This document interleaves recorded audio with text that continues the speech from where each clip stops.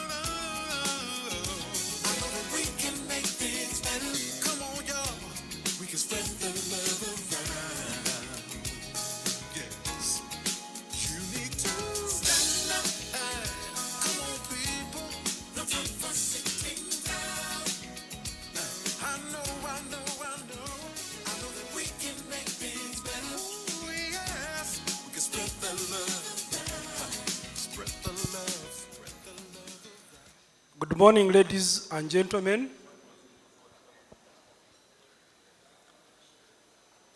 You are all welcome to UMA, and we are now going to begin.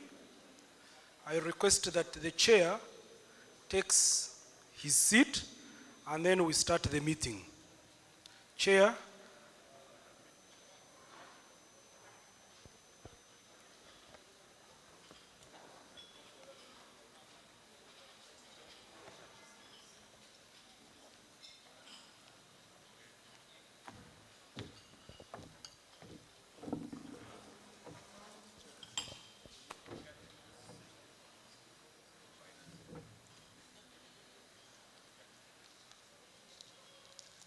Members who are picking a cup of coffee can pick, come and have your seat as the meeting begins.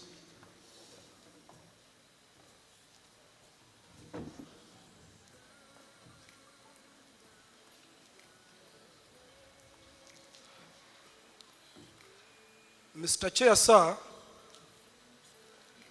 as you guided that the Secretariat invites your members, we did so and ran a public advert, I mean a public announcement on November 9th, 2022, and the members have turned up, they are here. I want to announce that we already have the quorum. We have both people in presence physically and we have people online. Sir, I've been informed and we have verified that we have the quorum, so we request to hand over to you and you convene your gathering into a meeting.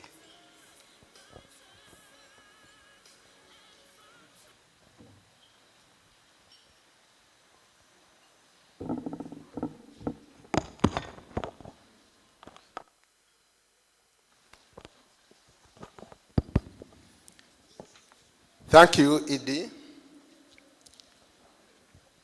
Dear members, I think we are now fully constituted,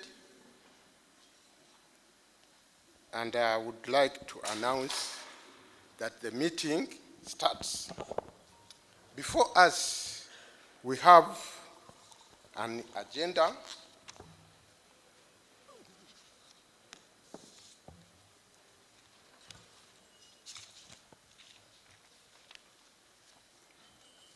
Or I would call it a program. We have done the first part of registration. We have an opening prayer. We have the anthems. We have the communication from the chair. We have a brief from Owekitiibwa Kadu Chiberu on business prospects that the members can take advantage of, or where we as members of UMA can lead the pack to advance our business ventures. We have the chairman's report. We have the treasurer's report. We shall have the plenary to discuss the issues. Then finally, we shall have our chairman of the advisory board, Mr. Abidi Alam, to give us his closing remarks and close the AGM. I would propose that straight away we go to a prayer.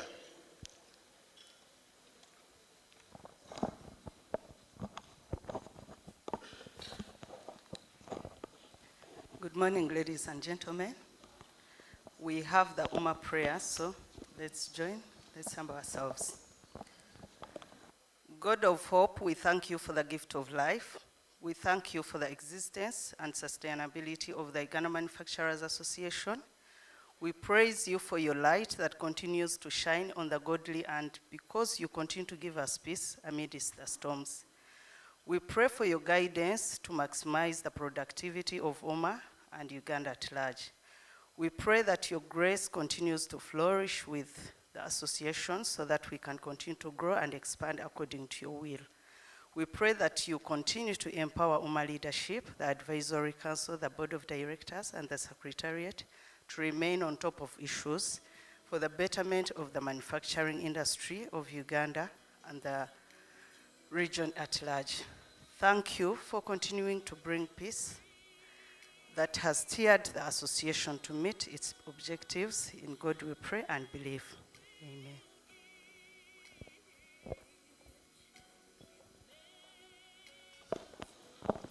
Thank you very much, Claire. That was a universal and good prayer. Can we now stand for the anthems?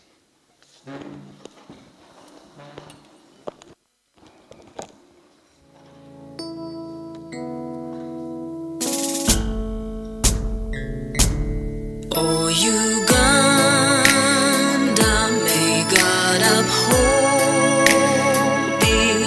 We lay our future in thy hand. United, free, for liberty, together we'll always stand.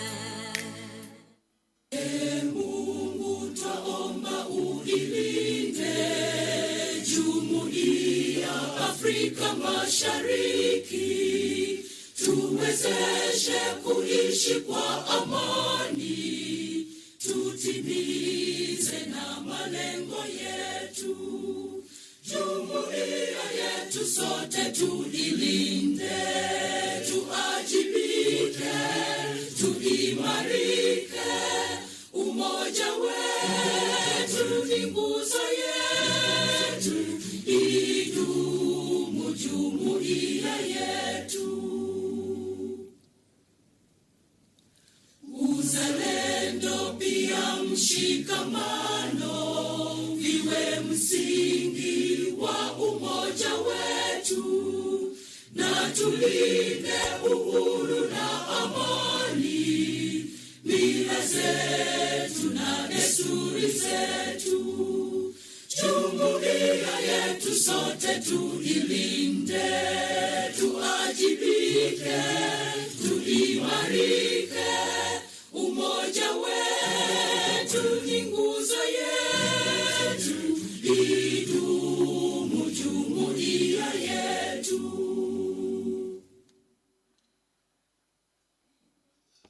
Thank you very much.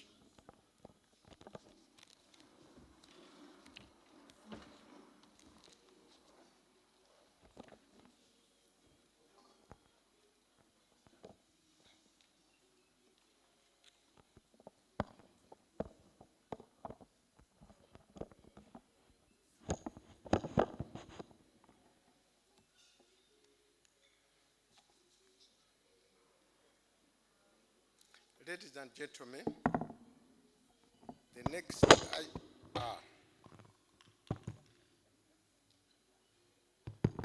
is still working.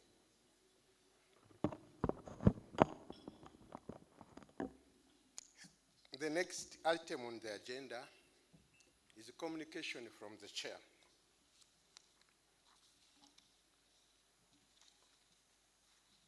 And the report to you members. My written report is in the booklet that has been given to each one of you. If you don't have it, please ask the Secretariat to avail you one so that you can follow.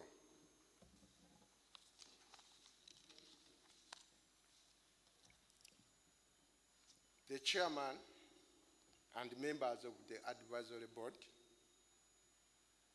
members of the board of Uganda Manufacturers Association, members of UMA, wherever you are, here and online, the staff and of the Secretariat of UMA, invited guests, the media, ladies and gentlemen. Today marks the first year of the 2 years that you asked us as a board to lead and manage the affairs of Uganda Manufacturers Association.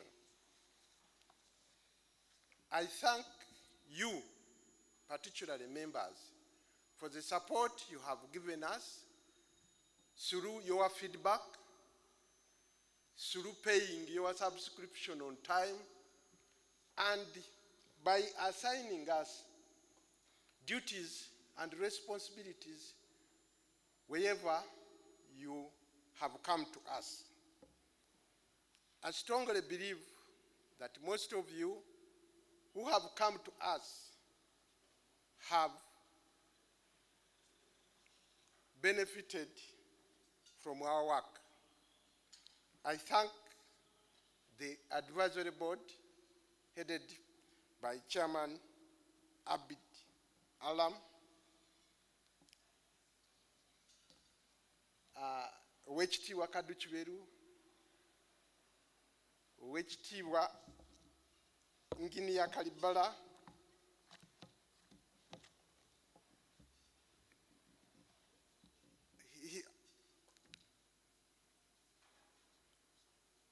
our elder Mayuru Madvan, His Excellency Dr. Professor Sir Gordon Wavamuno, Mr. Amos Nzei,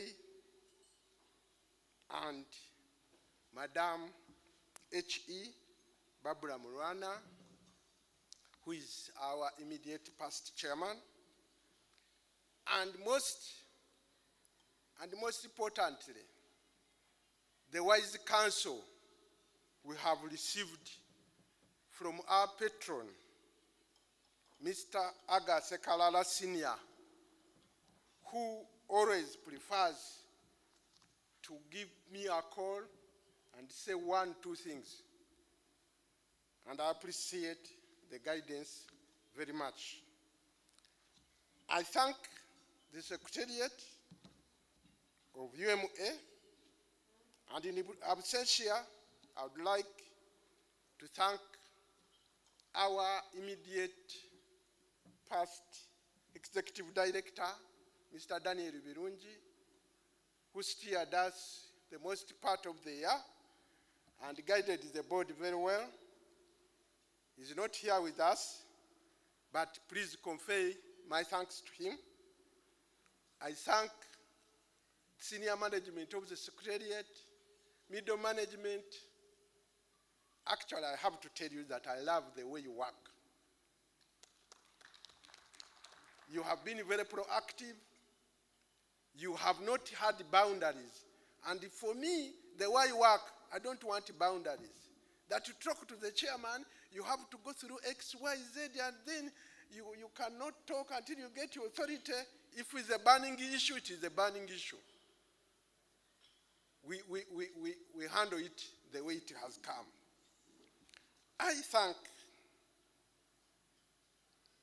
my fellow members of the board, and this is heartfelt, that you have always found time to be here. Some of you have taken it upon yourself to make UMA a part of your other job. I know of you who are always here on a Friday. I know some of you who are always on the social media defending UMA. I know some of you who are always accessible wherever you are, like my vice chairman here. All of you, I think this is the way to go. We need to teach government how to do business. I think so. Because you find that when you go to a commissioner in government, you say, I have to go to inform the PS, and the PS will be the one to inform the minister, and the minister will be the one to go to the... it's good to be orderly, but sometimes does not solve problems. I've taken this guidance from Owekitiibwa Kaddu Kiberu. He says, go for it, do it. The rest will follow. And this is the UMA philosophy. Do it, the rest will follow. So members of the board, thank you very much. Thank you for supporting this country. Thank you for the ideas you have brought. Dear members, when we started our work, we noted that we are not giving enough in terms of what you need, and we needed to be relevant to you. We agreed that we should make ourselves more available through the membership department. And these days, you don't even need to come here.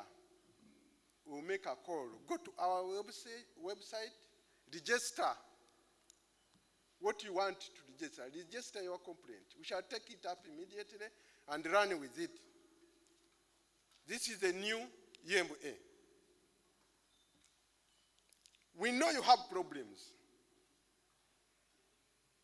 And we have our duty has been to advocate for your well-being with the government.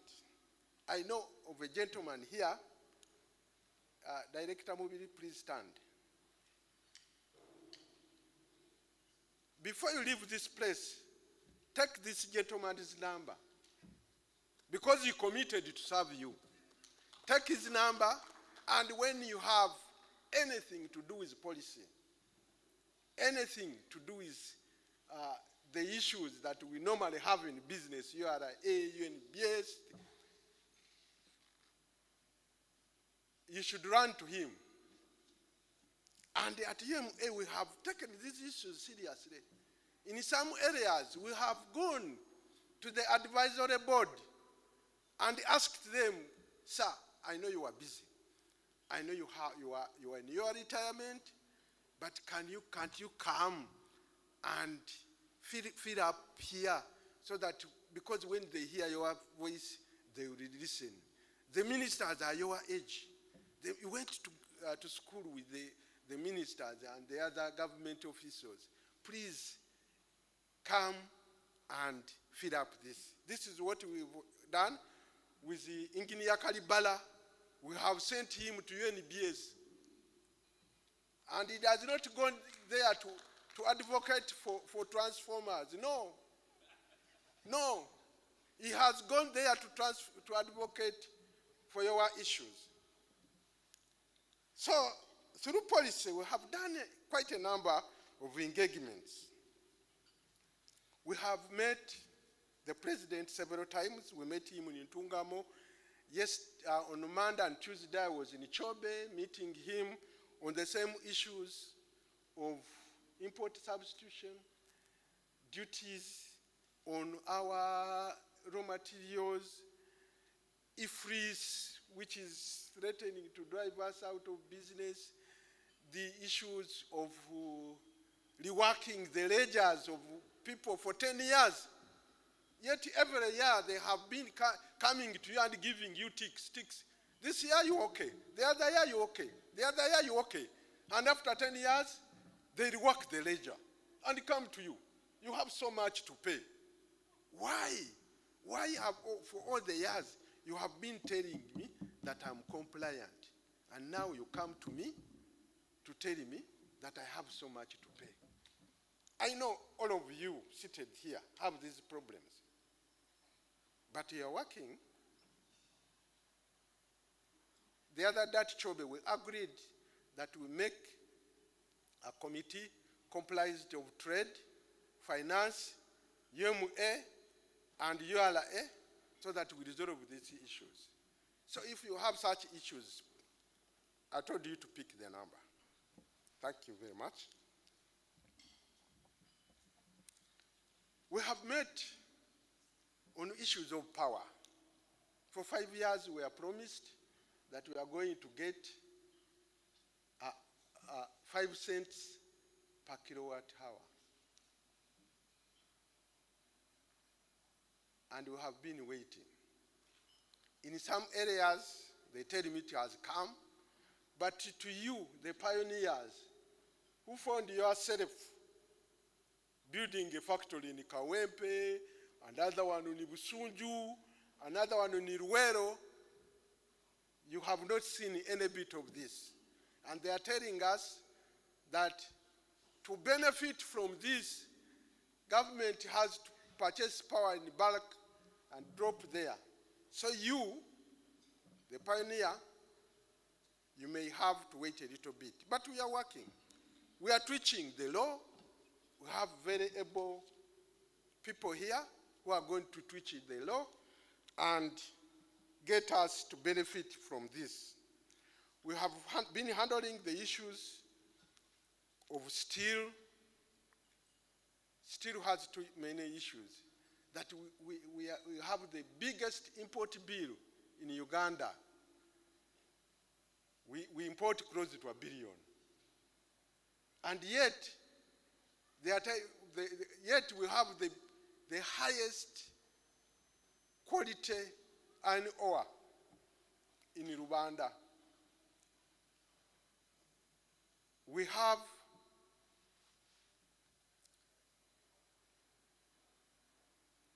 iron ore in Imuko. So these issues we have been discussing with the government. There are also issues of import substitution where anybody who says, I have some capacity, government says, put 35%. And some of them are liars. You say, I produce this, put 35%. Produce this, put 35%. A case in point that we have on the table, and after this meeting, I'm going to the Honorable Minister of Finance, is industrial sugar. One of our members and one of the industrialists claimed that he produces industrial sugar. And they put very high duty on industrial sugar. And now, we are going into Christmas season. Our children need to drink soda. Our children need sweets. Our children need that and that. There's no industrial sugar, and the supplier cannot supply. So these are the issues that we are working on in a firefighting manner, but we're on the ground. We have had frequent meetings with ministries. We met the Secretary General of Africa Continental Free Trade Area to open markets for you so that we don't produce and sit on our stock. And as you see in the screen, that is the Secretary General, Mr. Mene, of Africa Free Continental Area. He has pledged to put in place policy that allows us to sell to each other in the entire African continent. And while I was here, we also agreed on some points of how to handle quality and the others.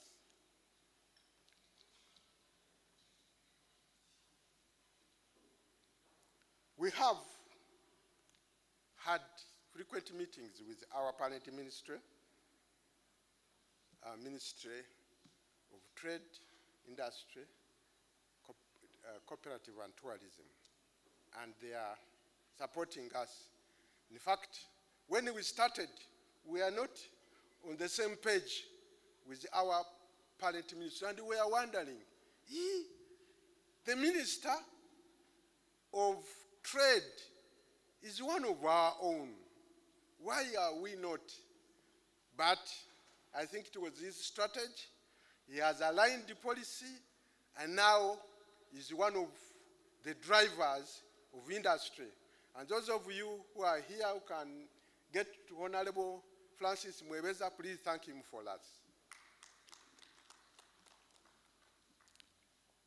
We have, as a board, brought on board some of our members that were not active.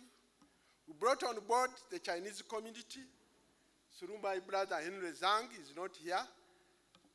And we are now engaged in a learning process, how they do their things. Because you cannot remain static. We sit back and complain the Chinese are taking over, they are doing this, they are this. So we have agreed as a board that we infuse ourselves with knowledge and learn from our brothers. We have had one visit to Kapeka, which was headed by Wekitiwa Kadu Chiberu, and learned from them. And dear members, those of you, because we should not sit here and say, I work in Wakiso, I'm comfortable, I don't need to go anywhere, I don't need to say anything. For me, I make my money. No. Approach the secretariat to organize such tour, learning tours for you, so that you see what others do and learn and change the way you do your business.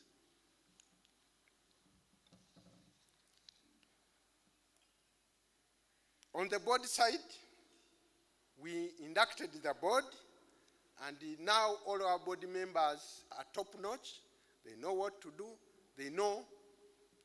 We reinvigorated our strategy which we had earlier, but needed retweaking because we had left it unattended because of the COVID.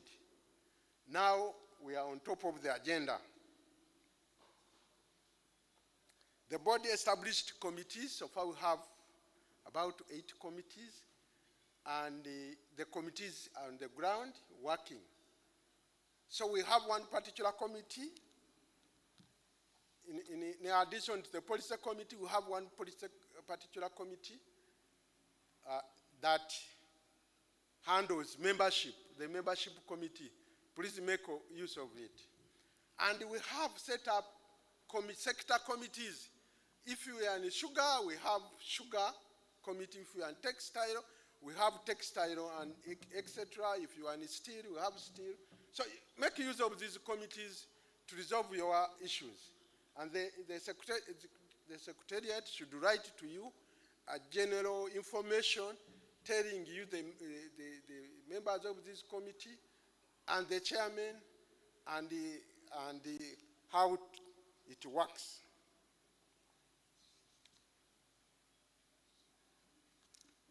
In the last AGM, we made some resolutions and we took action points, and they were all addressed, and the secretary will let you know what we have done. At the secretariat, as you know, Mr. Daniel Birunji left us at the beginning of October.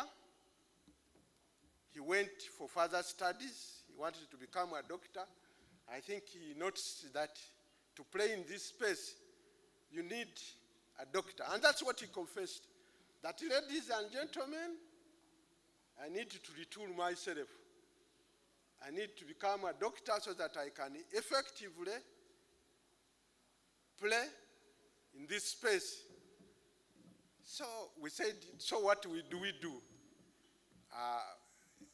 He told us, the body, I don't know, I leave it to you. So we said, yeah, okay. So we went out there. We found a very able Ugandan that is going to take UMA to the next level. Dr. Ezra Muhumu Zalubanda, come here.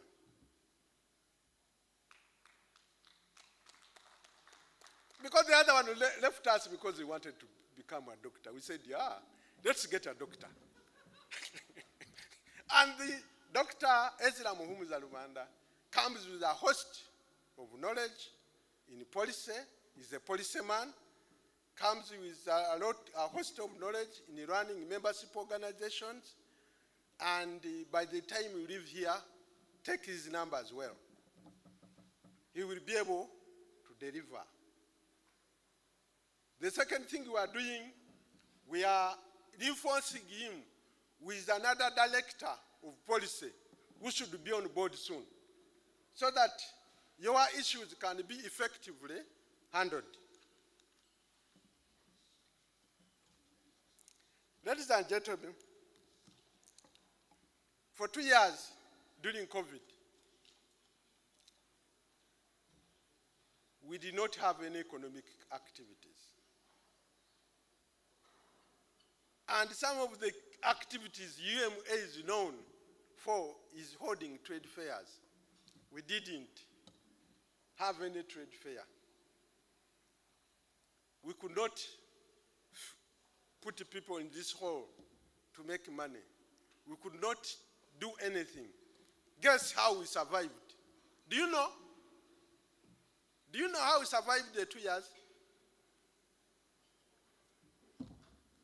Anybody has an idea how we survived? Let me tell you. And please clap first before I tell you. We only survived because you, the members, noticed that UMA is here for you.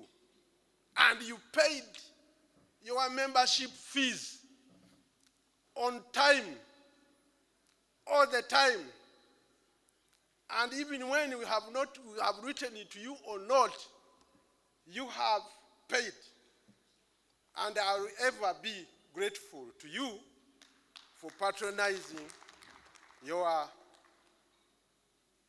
organization. I didn't know that you love UMA this much. Thank you very much, members. So, when business opened, we went back to our usual business. And I'm happy to you that we have been able to organize one of the most successful trade fairs of our life. And it was so well attended, so well organized, and when you, the members, were able to display your products.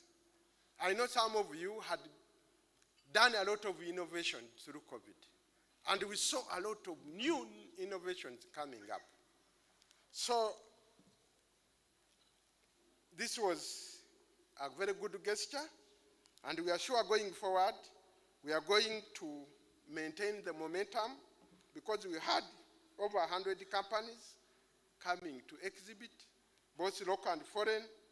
We thank you for this. In that, we also noticed that people, corporate organizations, had started noticing the work we do as UMA, the policy advocacy, the environmental advocacy, and all these others. And we got a record high sponsorship from corporate organizations. We got sponsorship from Total Energies. We got sponsorship from Tembo Steel. We got sponsorship from the Secretariat of Science and Innovation of Government. The government has started noting that it needs to partner with us. We got sponsorship from our own Kakira Sugar Works. We got sponsorship from UNBS State TV and many others. We got sponsorship from Coca-Cola Beverages. We thank you very much. Thank you, thank you. And some of these sponsorship have committed to continue supporting us continuously for several years. This is a good gesture. This is also an assurance that we shall remain financially sustainable for the next few years as we work on areas to make us permanently sustainable. On the estate side, this ground you have here, we have continuously improved the grounds, and you can see the upper ground was paved. The lower ground it is mud-free. We have improved the water and sanitation, and we are continuing. But what my request to you members, that especially those of you that are here, is that we need to reorganize ourselves. So going forward, those of you who have property here are going to subscribe to the way we want the showgrounds to look. Are going to avail your buildings during the trade fair. Because we didn't build these buildings for anything else. We built them so that we can have our trade fairs and held here and the people display their products.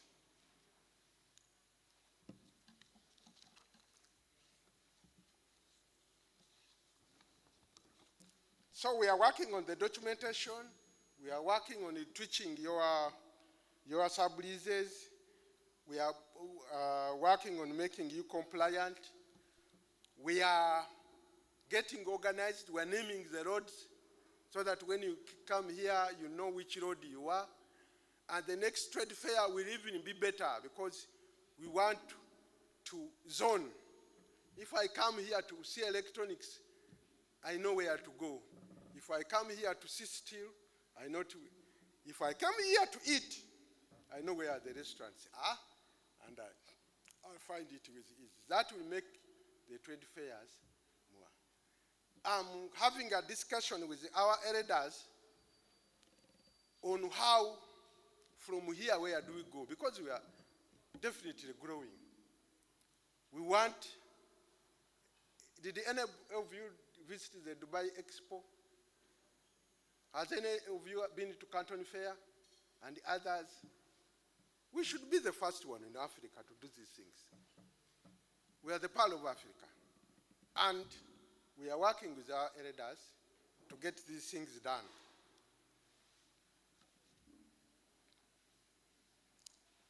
We have, going back to policy a bit, to soften the ground for ourselves. We have signed the MOUs with regulatory bodies. We have and the other MDAs. We are signing MOUs with URA, with Export Promotion Board, with the Capital Markets Authority, so that we know, we go inside, know what they are doing, so that we bring it back to you. And you will see quite a number of MOUs coming through in the next few years. Ladies and gentlemen, I've talked, and I have told you what we do. I thank you. Maybe one thing I've forgotten is to thank our partners that have supported us through this process. We have DI who have supported us through the strategic plan. We have UNDP who is supporting us on Africa Free Trade areas and many others. We thank you. We thank them very much. I beg to stop here. My entire report is in this booklet, so when you get time, please read it. Thank you very much.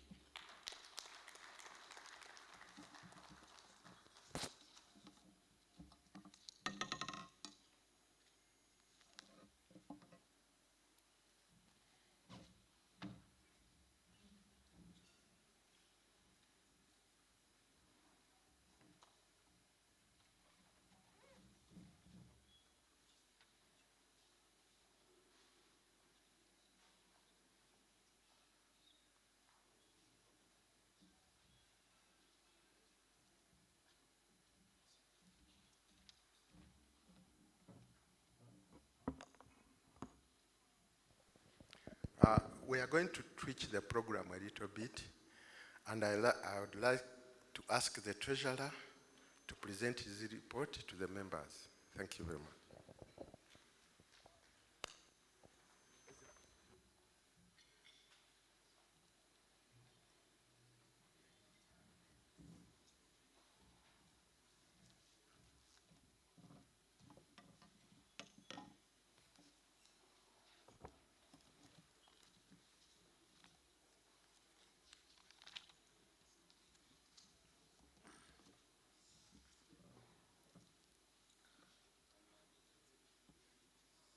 Thank you, Chair. Members, all protocols are observed. I'm delighted to present the Treasurer's report. So it is there in the page number 33 of the booklet. I just take you through a brief of it.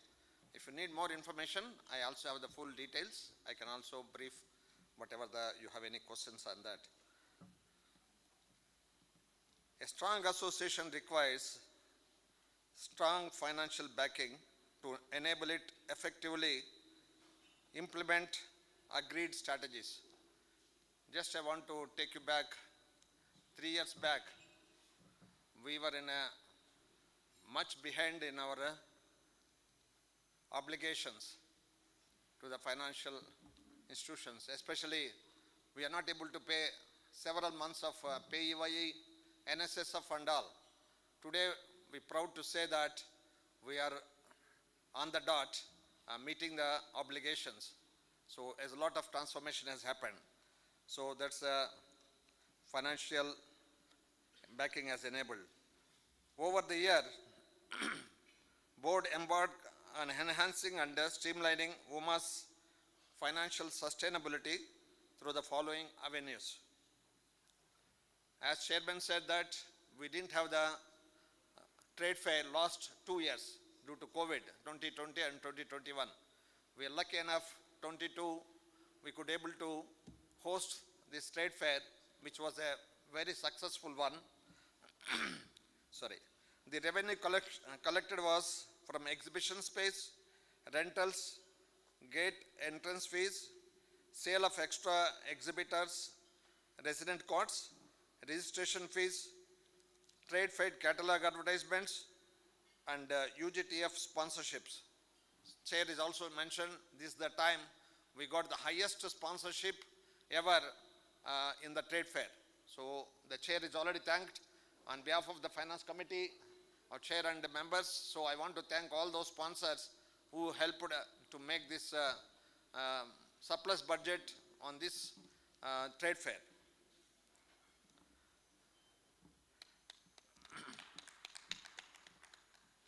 This is attributed to the increased cost of space, entry fees, and growth in the sponsorship by 224%. The total gross income raised in 22 was 2,270,716,862 compared to the 1,560,172,851 of 2019. So we are almost 700 million more revenue has been collected in the exhibition. The total expenditure was 944 million with a surplus of 1.32 billion. So this is a notable, any surplus, highest surplus, we got it in this current year trade fair. Thank you for all of you. The second, the chair is also mentioned about it. We sustained during 20 and 21 pandemic only because of the increased membership fee, members taking part in the association.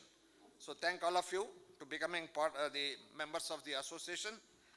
The year 22, the membership subscription dropped by 9%, attributed to the effect of the COVID-19 pandemic and Russian war that have curtailed business activities across the country.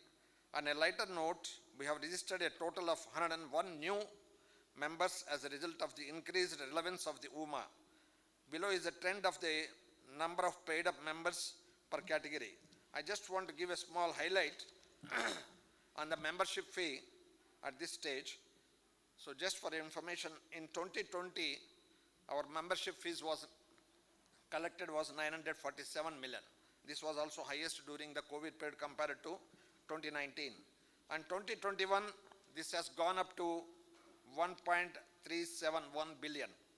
So it's almost more than 400 million extra through membership fee alone. This year 22, so far we collected 1.250. We are not very far from the last year, but as of the last information, we have 1.250 billion as membership fee. It's a slight drop compared to last year as of today, but it will be still coming in membership fee. And the second thing, the sponsorships. So again, I want to highlight here, to complete the revenues from the membership, subscription and trade fair revenue, the Secretariat actively sought sponsorship for business networking events and Uganda International Trade Fair. Efforts incurred by the association.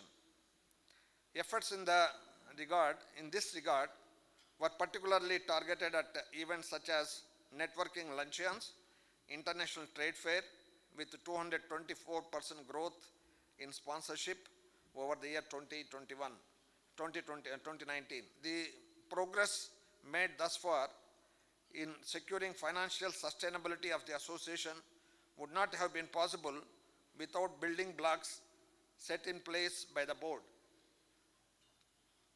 So there is also a chart is there just for your information. So far the revenue collected in 2020 was 1.98 billion. In 2021 the revenue collection is 3.2 billion and 2022 is 6 billion.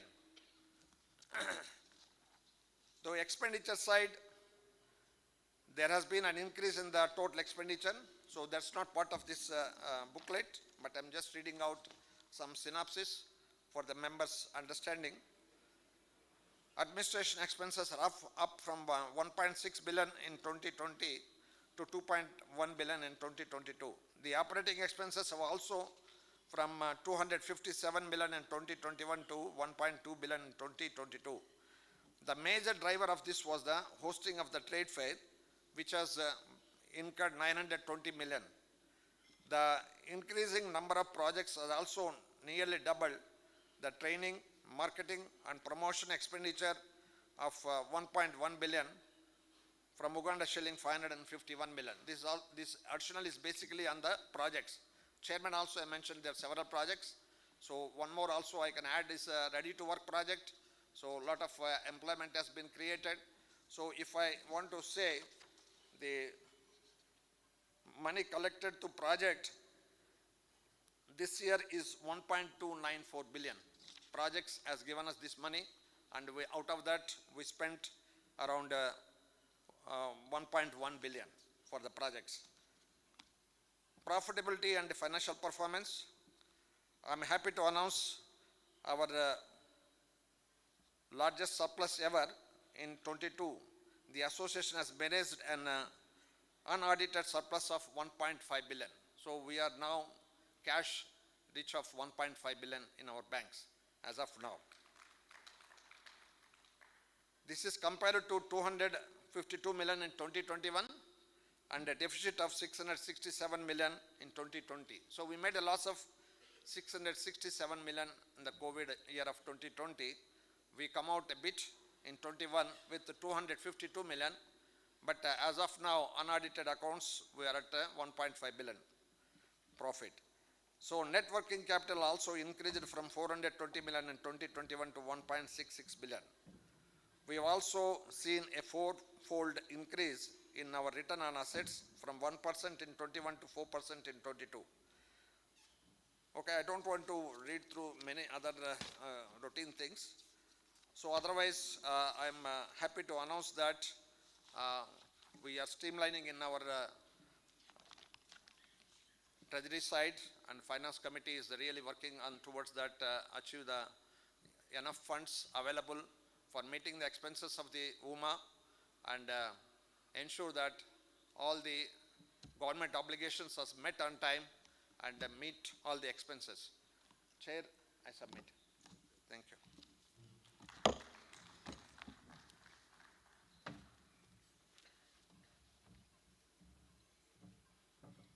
Thank you very much. Before I ask our auditors to come and present the audited accounts, and when we move into the plenary, I have two things to do. But let me do the most important thing first.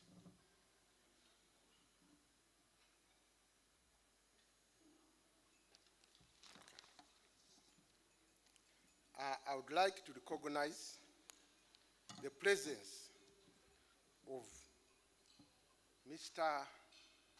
Joseph Akol, one of our founder members, who is here with us. Mr. Akol, I have to, a small something to say about my Mr. Akol. Young men and women who are here, if you want to learn transparency and accountability, that man, Mr. Joseph Akol, I had a chance of working with him here at UMA. And every time we did something that was not ogling with the UMA, he would stand up and say, no, this is it. And I've learned a lot from Mr. Akol. Mr. Akol, thank you. And thank you for loving UMA and coming to join us. Thank you. And thank you for the lessons you have taught us. Item number 2 is I would like to ask you to adopt the chairman's speak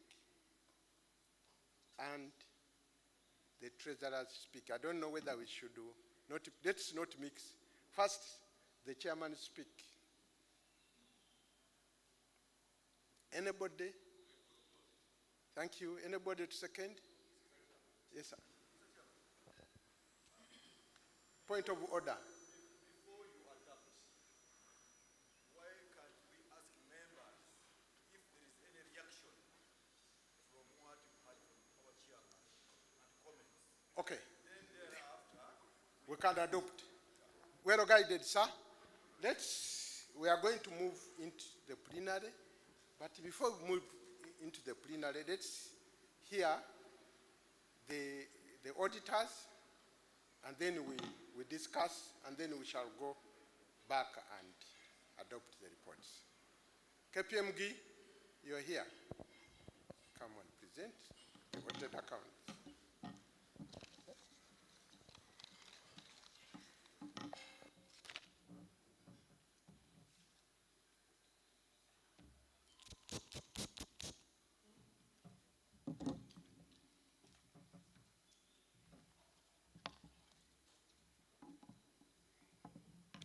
Good morning, members of the Uganda Manufacturers Association. First, I would like to thank you, Chairman. I thank also the board, but ultimately, I also thank the members who are present and those who are not present for having given KPMG the opportunity and the trust to be the auditors of the Uganda Manufacturers Association, and specifically for the year ended 31 December 2021. We take this responsibility seriously, and we have been given that privilege of auditing Uganda Manufacturers Association for the past 3 years, and we are very happy and proud to have seen a fundamental transformation of the association from where we found the association's internal controls to where they are right now. And indeed, having gone through the disruptions of the pandemic, it was a blessing that the disruptions found the internal controls a lot better than they used to be. So it's a pleasure to having been part of that journey, we as KPMG. Chairman, we completed our audit for the year ended 31 December 2021, and indeed, the numbers and the financial performance that has been presented by the Treasurer, Mr. Ramesh, in agreement with the numbers that we audited for that year ended 31 December 2021. And we went through due process, presented our audit plan before we started executing it to the Finance and Administration Committee, and then went through the approvals of the financial statements through the Finance and Admin Committee to the board, and that audit report was signed off, which for purposes of minuting and for purposes of this AGM, Chairman, allow me to read through the two critical paragraphs of our audit opinion for that year. Report on the audit of the financial statements. We have audited the financial statements of Uganda Manufacturers Association, which comprise the statement of financial position as at 31 December 2021, and the statement of comprehensive income, statement of changes in equity, and cash flows for the year then ended. In our opinion, the accompanying financial statements give a true and fair view of the financial position of Uganda Manufacturers Association as at 31 December 2021, and of its financial performance and cash flows for the year then ended in accordance with the International Financial Reporting Standards and the Companies Act of Uganda. The other part of our opinion, Chairman and members, is the report on other legal and regulatory matters. As required by the Companies Act of Uganda, we report to you members, based on our audit, that we have obtained all the information and explanations which, to the best of our knowledge and belief, were necessary for purposes of our audit. Proper books of accounts have been kept by the association so far as appears from our examination of those books, and the association's statement of financial position and comprehensive income are in agreement with the books of account.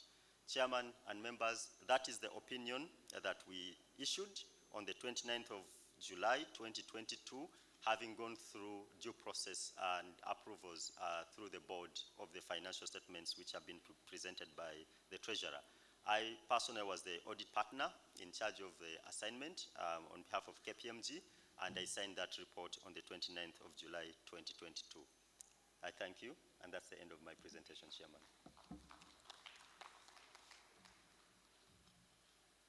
Thank you, KPMG. Members, you heard. Now we have 3 assignments. We want your reaction on the audited accounts, your reaction on the treasurer's report, and your reaction on the chairman's report. The floor is open. Feel free to. The microphone will be brought to you. You raise your hand.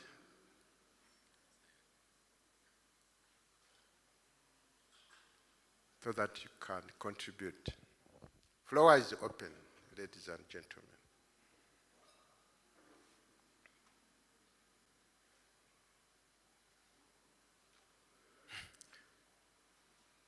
Members, no comment. Yes, sir. Can you take to him the mic?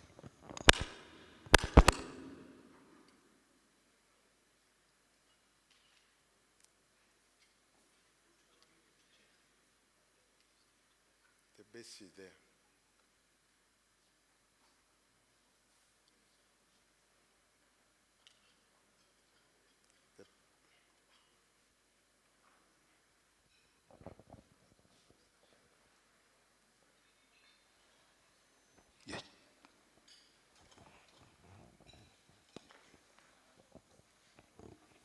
ED also carry sanitizer with you so that you sanitize. There's one here at the microphone. So that every time you give out a microphone, you sanitize.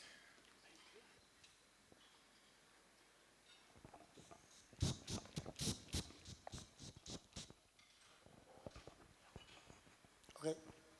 My name Chairman, Mukasa Gerald Kalemba. I work for Associated Scale Company.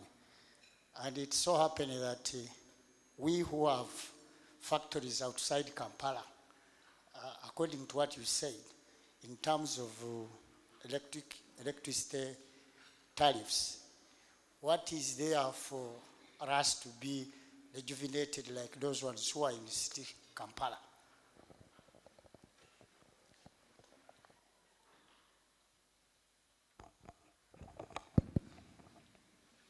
I will ask if Mr. Mubiru is here, I'll ask him to respond. If he's not here, I will respond myself. That in terms of, not only in terms of electricity, but also in terms of corporation tax and the others, that if you are 20 kilometers away from Kampala, you have to benefit from a lower rate, corporation tax rate, than the others. The electricity is still the same for everyone. And more so that you people who are outside Kampala are suffering power outages, which add up to your cost. We are working with the government to see how we lower this. At the moment, they are not able to bring power down for you because they say to bring to you power, they have to go through Umeme.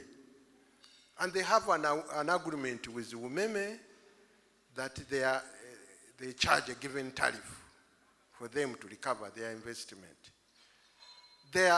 Maybe I'll ask Director Mubiru to respond how the pioneers who are out of Kampala can benefit from the electricity tariff.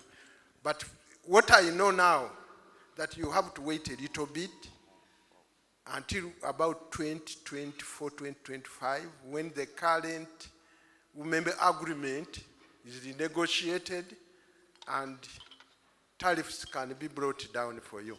Mr. Mubiru, you have something to say. Okay. Thank you, Chair. What I can confirm is that we have constituted a technical working team comprising WUMA and the Electricity Regulatory Authority. The purpose of this is to tease out the technical details that will allow that. For purposes of giving a trajectory, we see that, Chair, earliest happening in the second half of next year. The details we can keep on sharing through the Secretariat with the membership of WUMA. Thank you, sir.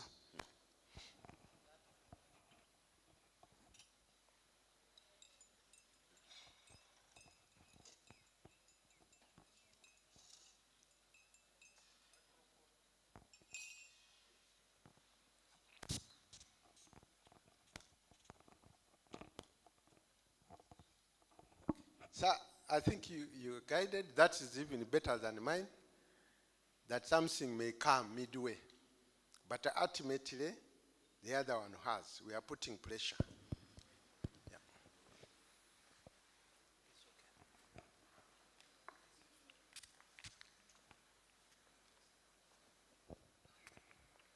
Anybody else? Yeah, another hand there.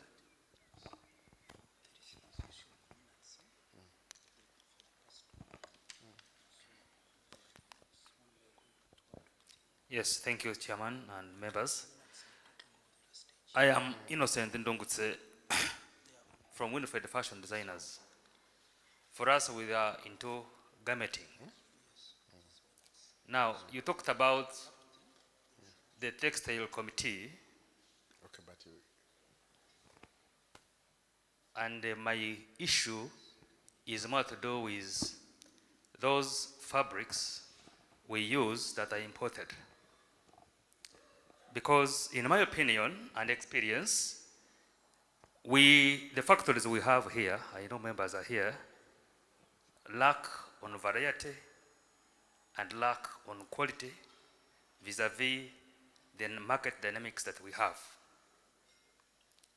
Is there a way Uganda Manufacturers Association is going to help us that those fabrics whose quality and variety is not here, we are helped to get them in without so much encumbrances? Otherwise, 35% import tax is really a big challenge for us. Thank you.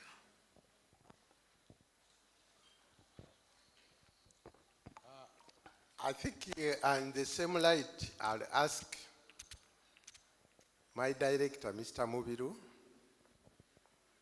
to... Thank you, Chair. First is to say that the duty remission scheme is present. The major challenge we have had with women members is that many don't want to disclose their capacities as well as take accountability for the materials they import in for purposes of ensuring that they reconcile what they bring in duty-free at the level of URA so that they have seamless access to duty remission. The direct answer is that that was taken care of under the ESC regime. You can bring in actually any fabrics that you need for value addition without duty, or when duty is remitted under the scheme.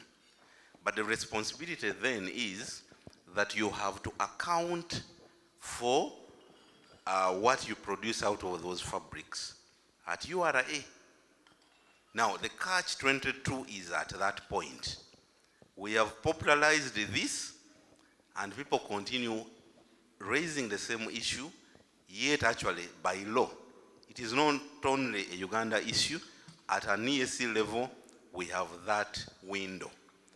Actually, I can add information that Kenyans, for example, import and convert for AGOA, duty-free. You can do the same in Kampala, but the catch is that you have to account when you utilize. Thank you, Chair.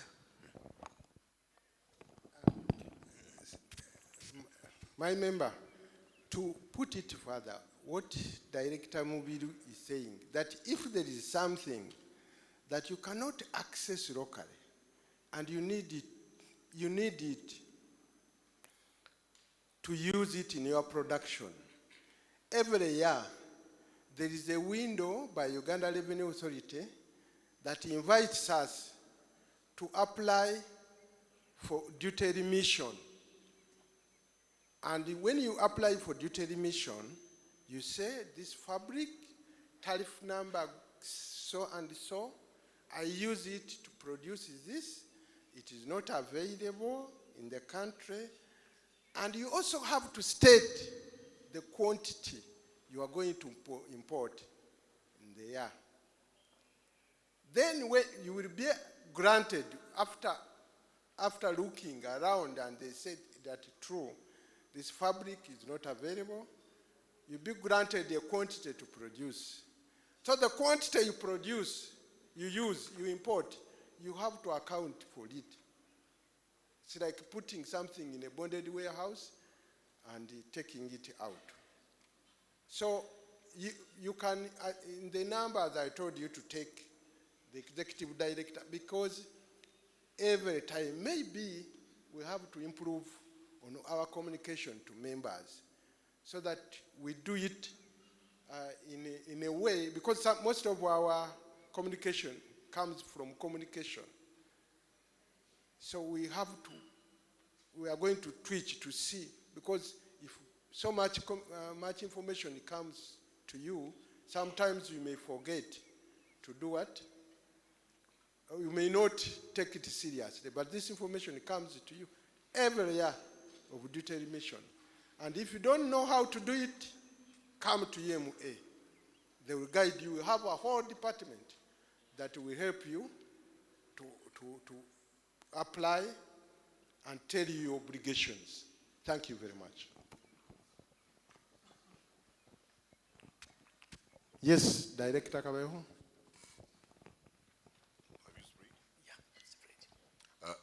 Thank you, Chair, and good morning, members. My name is Simon Kaheru from Coca-Cola Beverages Africa. Chair, I rise to thank you, of course, for your very wise, able, and stable leadership so far, and for your remarks, your communication. And I would like to highlight on the note that you just ended regarding duty remission, the issue of industrial sugar that you mentioned squarely.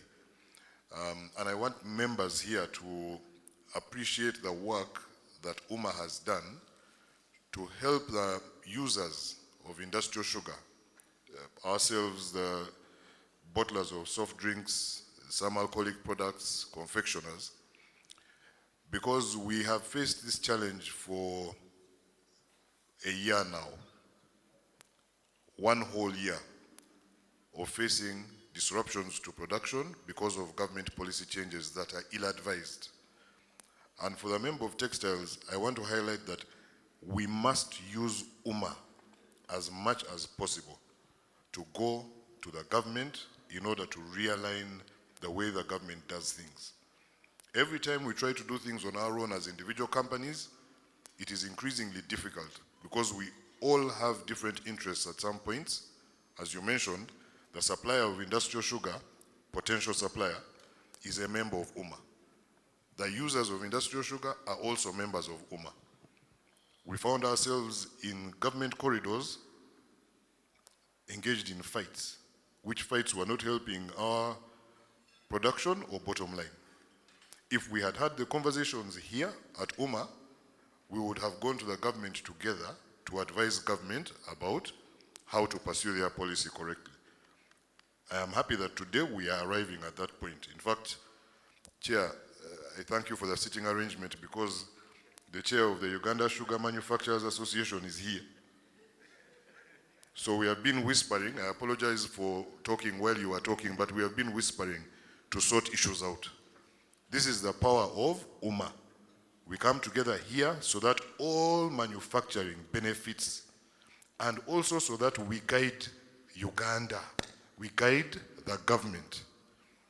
So Chair, I thank you for leading that agenda and I ask all members, please use UMA to run this economy so that your businesses thrive. I thank you, Chair. Thank you very much. Any other? Yes, you have a hand at the back. Can you take the mic?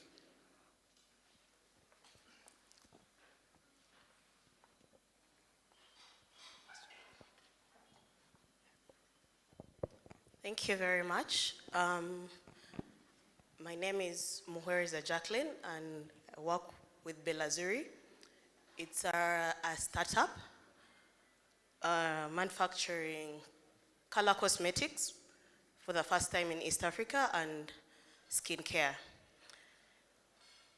Some issue we have, and I would want to know how UMA is going to help companies that are starting up and have affiliation with Europe. Belazuri has an affiliation with German, and we're getting all German technology to Uganda so that we actually manufacture here.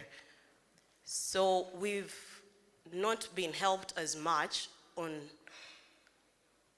how to handle our manufacturing because there is a lot of taxation onto us and we don't know, or we've not been helped by UMA as new startups, manufacturers who are bringing technology to Uganda. We don't have that contact person. After registration, there is no follow-up on what is actually happening on ground with these companies. So we struggle finding information to help, which would have actually helped us, maybe reduce on the cost, especially as startups. And thus we incur much more costs, yet organizations like UMA should help such startup companies to develop further and also encourage more startup companies to work in Uganda. Thank you very much. First and foremost, I have to apologize that we came to you to pick money and we gave you a certificate, and we didn't give you the necessary information that would help you to use UMA effectively. This is good feedback for us, and we are going to change going forward. But to give you information that UMA and its own committees and units has incubation programs that deal with startups that can help you to walk you through the requirements. And if you have any problem as a paid up member, really we shall, and by this I command the Secretariat to follow up with you immediately and resolve. And if any member here is struggling, there's no need for us to be here and start claiming EMA, we are helping, SMEs, if you cannot do the basic things. So my apologies, but we have and we shall help you to struggle with the, I hope the cosmetics does not include the bleaching, because we want to have our African women as Africans. This is just a joke. So, my lady, please take the numbers. And you and Secretariat, please take this feedback and realign yourselves. Thank you very much.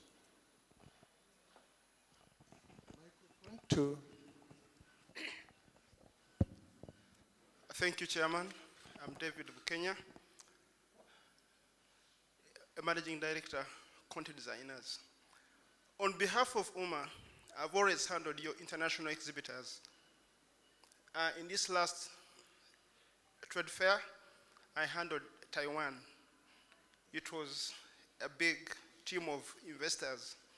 My observation is whenever they come, they are interested in partnering with local investors, one. Two, they are interested in setting up farms or plantations in our country. And as UMA, I've not seen or I've not heard on the follow-up on such international exhibitors. They come to showcase, but also to be identified with with the local traders. If this could come out in the report, that out of the international exhibitors that we got from India, from Taiwan, from Italy, we're able to link our SMEs or local manufacturers with this, and hence this is going to help our growth. Thank you, Mr. Chairman. Thank you very much. That's good feedback. But maybe to give you some more information, that during the trade fair, we arranged B2B,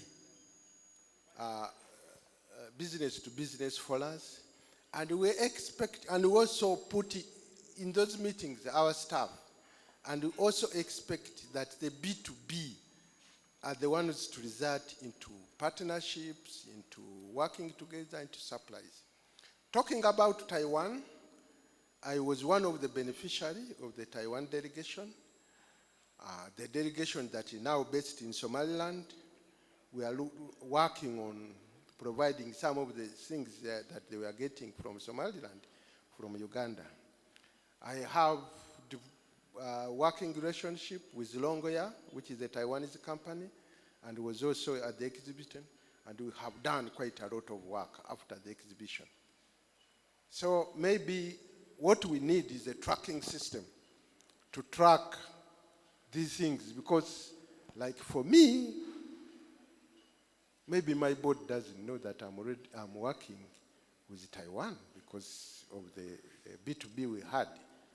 So we need to put in place a tracking mechanism. Thank you very much. Any other? Yes, sir.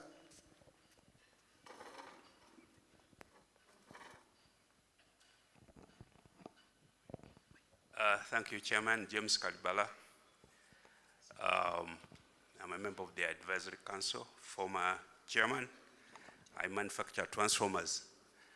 I want to add to your apology for the lady who said, but what I want to emphasize is UMA do things which are demand-driven. There are many members who don't benefit because they don't demand these things. So you must walk into this place and demand. Was it Mr. Kaheru who said, said he's networking? Because as we sit here, talk to each other, that's the way things are done. We must find a way of asking our members to come and demand. There are things which you are not providing, but which you can provide if you demand it. So it's a demand-driven way of doing business, and you promise to go there, but I doubt how many places you can afford to go to. So please use the association, and I think you won't regret. But associations, as an association coming to you may not work really. We need to be mindful of that. Thank you. Thank you. We are well guided, sir. Let's have two more hands and then we cross. We have this one and the gentleman in the blue there. Aye. Okay. Thank you, We Chair. have two from this side and two from this side. Director Jim and the lady. Let's have the first two set. Thank you, Chair. I'm Richard Luyombia from Ovid Products.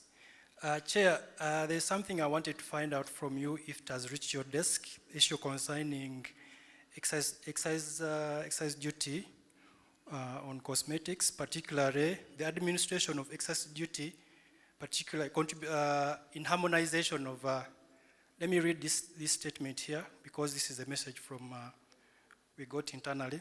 While manufacturers in other sectors enjoy favorable tax treatment characterized by lower rates for locally manufactured products, or those manufactured using locally sourced raw materials, the beauty and personal care industry is faced with generalized tax treatment that levies a uniform rate on both categories of both products, regardless of the source of the products or inputs into the manufacture of the final product.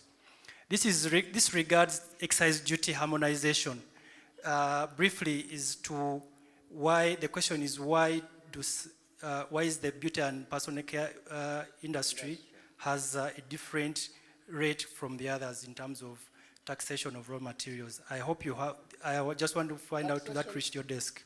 Taxation of raw materials or excise duty on products? I think we need to be clear. Excise duty on products. Sorry. On products, okay. I'll ask Director Mubiru to respond, but generally responding that, taxation is divided in a number of bands. One of the bands is what they call the FMG. FMG is where beauty and cosmetics, beer, sodas and the others, fast-moving goods, government tended to look at them as a money generator and easy to correct.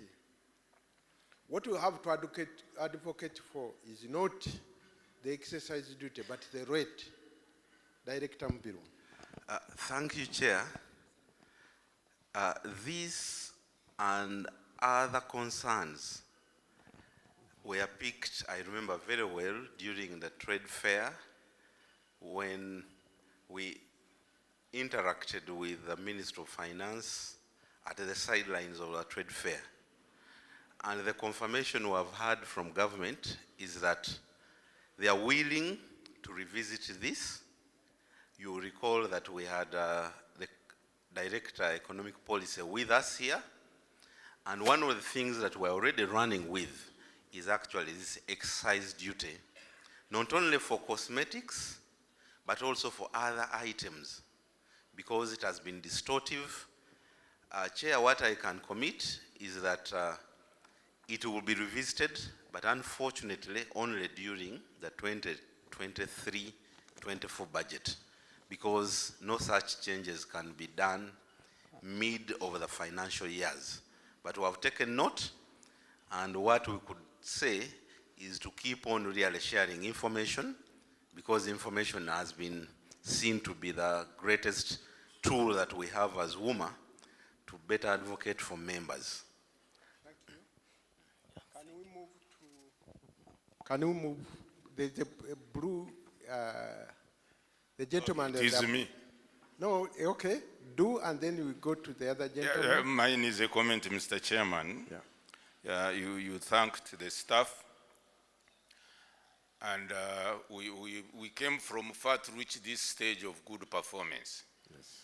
And if we are looking at our accounts, we saw the auditor's report. I think all is good and fine. It's therefore a challenge for the members of our secretariat to keep this up. Thank you. The second one is, this is AGM where all members are here. The last retreat we had this week in Chobe, which I attended with the chairman, URA was there, and we had a lot of interaction with the Commissioner General. We still have a lot of problems, especially in administration, where the tax collectors do a lot of disturbance, and he agreed that he is going to change the style if only we give him feedback. So we request members, when you are harassed or not well treated by URA, please give this information so we can forward it, and we try to change the setup, the mentality to a new way. They are in agreement, and we are going to be meeting regularly, so it's important that we submit. Finally, the members as AGM, there are so many manufacturers there who are not part of us. We should help the membership secretariat here to convince them to join, because what you are enjoying, I'm sure they would enjoy, so that we expand and reduce the burden to a few of us. Thank you, Mr. Chair. Thank you very much for the positive comment. Let's have two. The gentleman and the lady will be the last, and then we move on to the next agenda item. Thank you, Mr. Chairman, and all the members. My name is Daniel. I work with Gabi Packaging. We deal in non-oven bags. And here we have been having several challenges, mostly on the imported things that we import in, as in the raw materials. But first of all, I want to thank you for the response, because recently we landed in new office, UNBS, and I want to thank you that you handed us a certain team, and our issue was followed up, and they have started communicating to us. We thank you for that great work. Non-oven is a biodegradable bag which can rot in the soil, and this has been in this land for from 2012 up to now. It is gaining strength every day, but it has a challenge where one time we approached these people of UNBS who makes the standards of our goods that we use here, and they informed us that they have put a standard which is 80 GSM, that is grammage per square meter.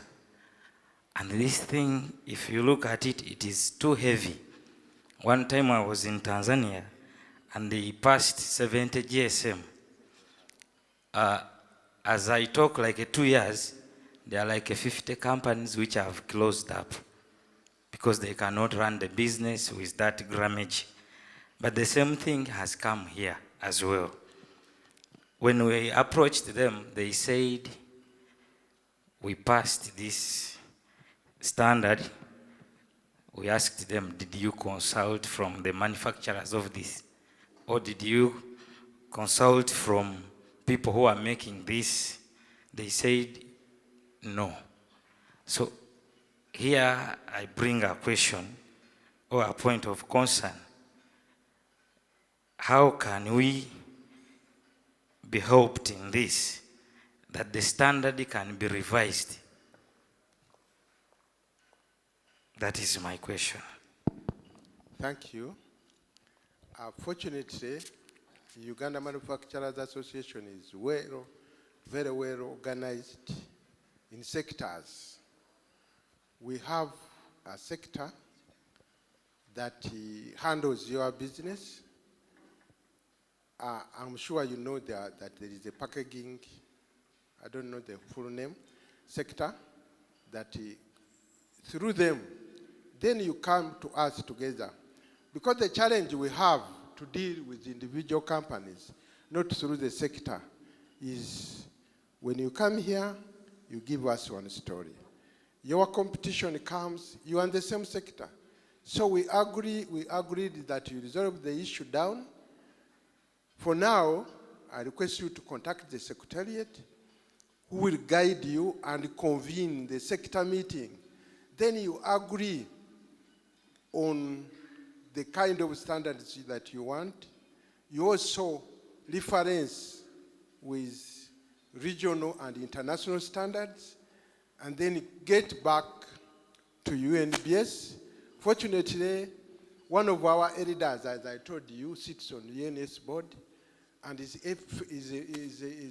an engineer. He can effectively represent this matter and get it resolved. He has resolved so many problems for us. That is the minor one, and we shall handle. Thank you. Last, the lady. Good afternoon. I'm from Sal Extra Food, and we are manufacturing like snacks from maize. First, the challenge we have, it is the aflatoxin on the maize. You know, like it has disturbed us a lot. Even UNBS, we failed many times because of that issue. That is the first things, because, and the issue of aflatoxin, it is like 2 years now in Uganda. I don't know how we can, I don't know, solve that problem of the maize. That is my first things. Second things is the flavor. It is very challenging. We have to look for the flavors. We have to contact South Africa or even Kenya.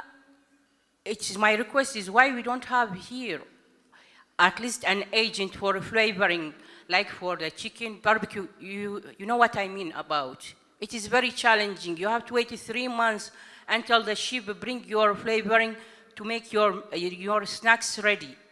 And also the aflatoxin. That is two things. It is too challenging to us as a new manufacturer for snacks. Thank you. Thank you very much. This one I'm going to answer without referring to my technical guys. Number one is the aflatoxins. This is a serious problem, but it cuts across sectors, not only manufacturing. Mainly, it is from the agriculture side. Then it goes to the grain, like we have a grain council who also supports the grain storage. And this is where aflatoxins normally accumulate in the maize because of storage and molding and yeast, all this much. Government is working on a silo program, putting silos everywhere. But you could also, as a business, try to manage this by buying directly and buying fresh maize, freshly dried maize, and store it properly to avoid the aflatoxins. It's a big menace, and we have engaged the grain sector you remember the blockage we got from Kenya, where Kenya could not take our maize because of aflatoxins. But we have now resolved. The problem can be handled by sensitization, working with the right partners, and resolve it. Then number two, flavors. Ma'am, are you in private sector business? You are in private sector? This is a business opportunity for you. You can't find the flavors, and you are in this business. Not so? And other people are in this business.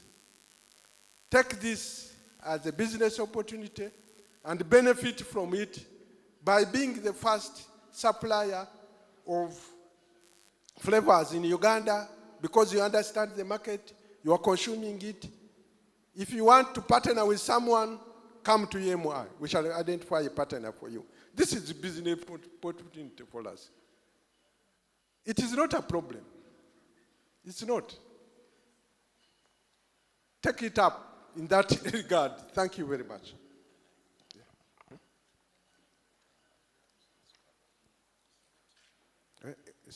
Okay. I've been informed by my vice chairman that we already have a member that has aflatoxin scraper. It's located in Soroti, and as I told you, Pera Commodities. And as I told you, when we come here, we don't come to eat or listen. We also come to do business. We are business people. Take the numbers. Make sure before you leave, you take the number. Thank you very much. Ladies and gentlemen, we are racing against time, but there is one important thing that we did not attend to as we started the meeting. Last year we held an annual general meeting and we produced minutes. The minutes are before you, and there are not so many issues to handle on the minutes. There are a few pages. And before we go into the discussion, I would love to convince myself that you read the minutes and you can correct the English. Chairman is Yes, sir. Economic Subcommittee.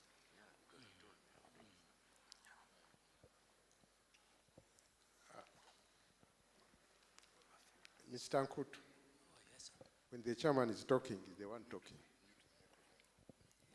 We did a few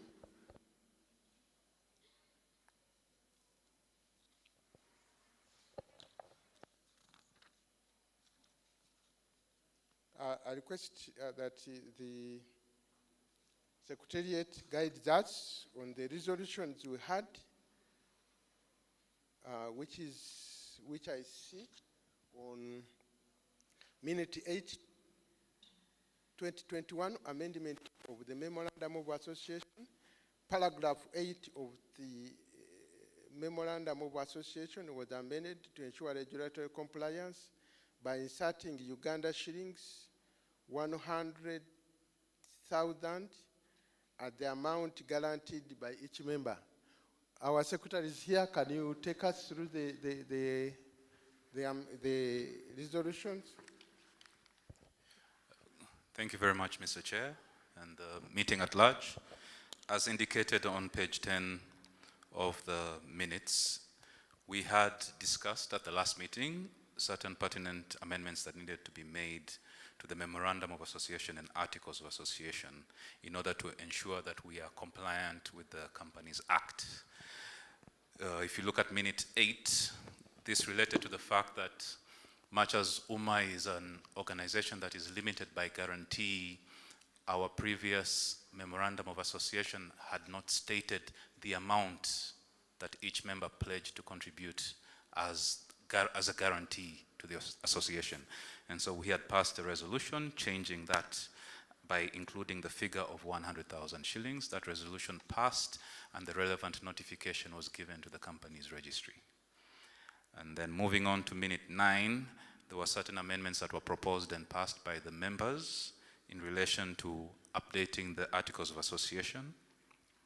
The first one is set out as the new Article 2B, where we noted that the previous number of members indicated in the articles was outdated by the increase in numbers in the association, and the proposal was to increase. At the time we had the meeting last December, we had over 600 members, and the meeting proposed that the membership limit should be increased to 1,000 to reflect that the fact that we are 600 and growing. And therefore that was the amendment that was passed to say that UMA membership can go up to a limit of 1,000, which also informs us that when we hit this 1,000 limit and are still growing, there will be need to pass another amendment to increase the number further. Moving on to amendment to Article 2C, that is paragraph B.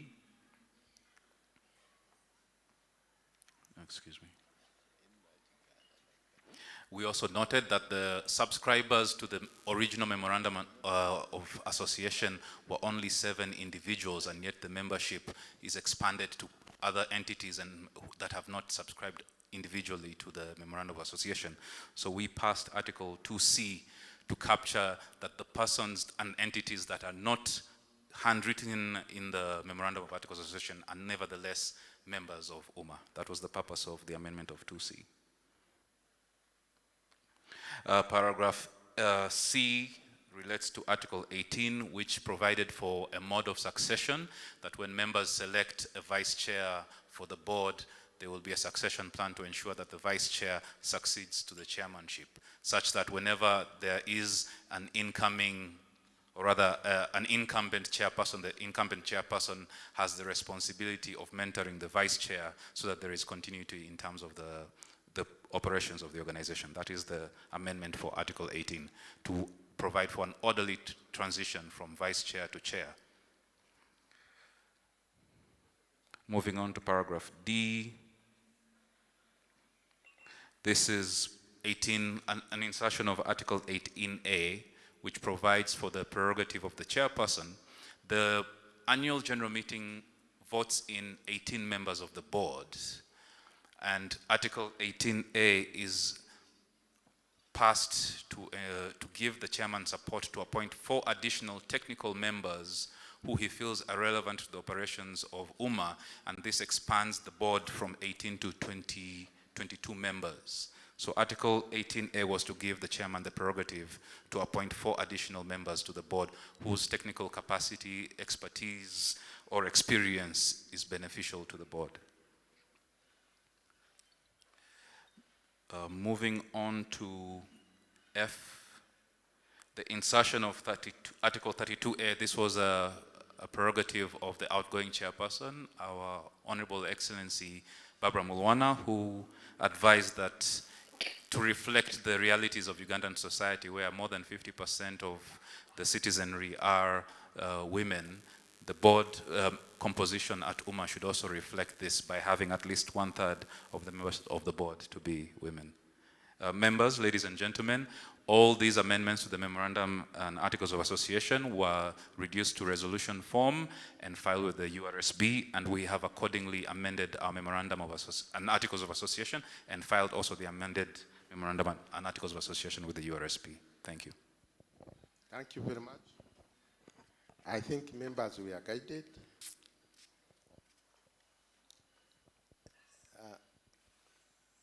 Where this was done, and it is in our memos.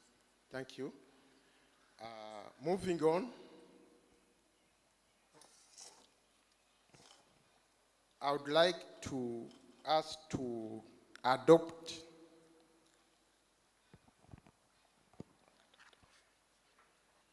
the chairman speak, the treasurers speak, the minutes of the previous annual general meeting,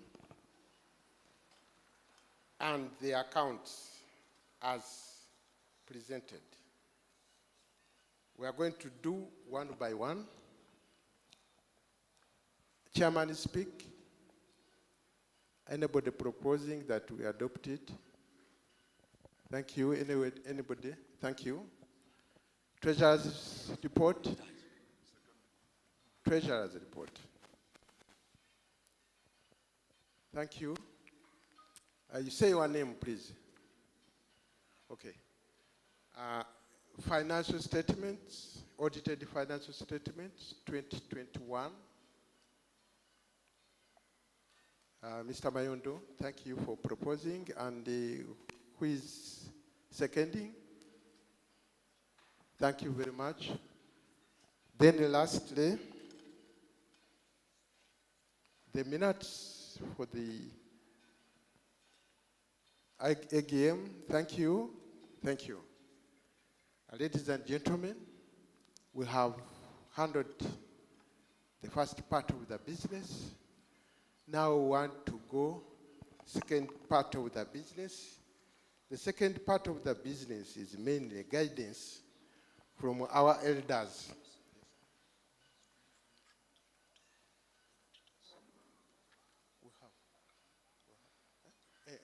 Sorry, I've been guided that we need to move a motion to appoint KPMG to audit our accounts for another year. Anybody seconding? KPMG. Yes, sir. Thank you very much. KPMG is appointed to audit our books for another year. They have done a very good job. I commend you. And KPMG does not only stop on auditing. They are giving us and our members coaching to present how to present financial statements and some lessons in financial literacy. We have a group of experts, and they are part of them, that we shall be inviting every now and then to give you financial literacy.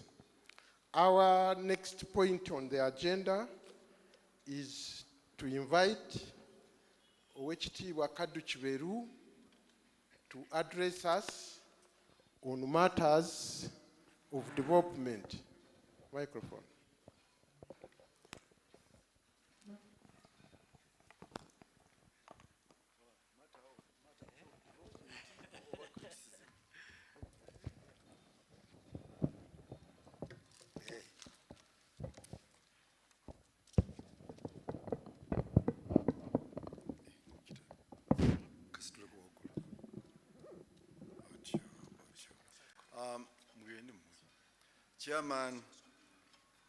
Chairman, Advisory Council, and your board, Chairman, Uganda Manufacturers Association, and the board, all the committees of the association, board committees of the association, and members of our great association. I greet you all. First of all, I want to congratulate each one of you for having gone through the years 220 and 221. Those were difficult years. Personally, I had never seen such, and I don't wish to see it again. But again, I want to congratulate the chairman of the association and the members for the great job you have done. You know, that table there of PhD people, as you can see them, look at their heads. That's when you'll know. Poor hair distribution. They are very important to this association. Without those people, and those who were here before us, maybe the association wouldn't be there.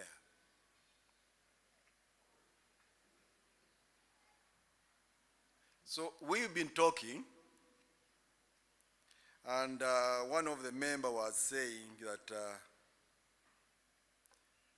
when you go and they ask you, what did you do? Their answer is a pride for all. They did this where we are enjoying today.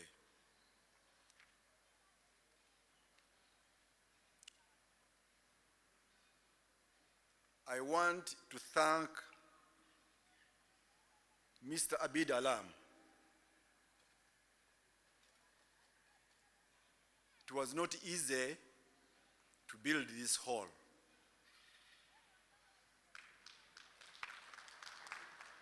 He was the chairman of the association then. When I brought the idea to him, he was a little hesitant. But after a long discussion, he gave in, and the foundation was done. Again, I would like to thank Mr. Kalibala, because when Mr. Abid Alam left, it was only a shell. He managed to put a roof.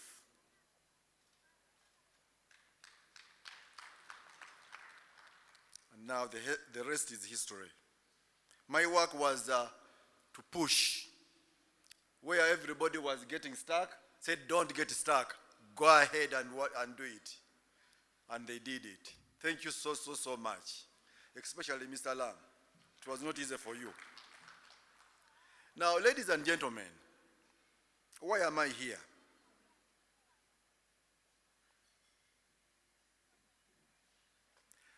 I must say I'm one of those who are lucky,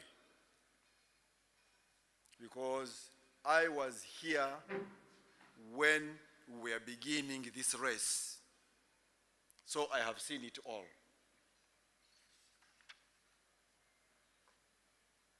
But there is one thing, I don't know whether it is a mistake,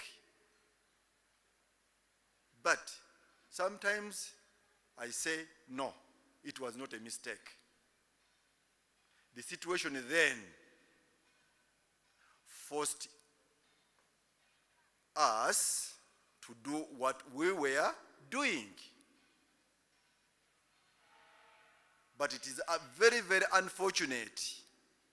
Today, you are still on the same song. You see, for us, Kampala Road was full of holes, bombs which were dug by bombs. There was no standing industry in Uganda.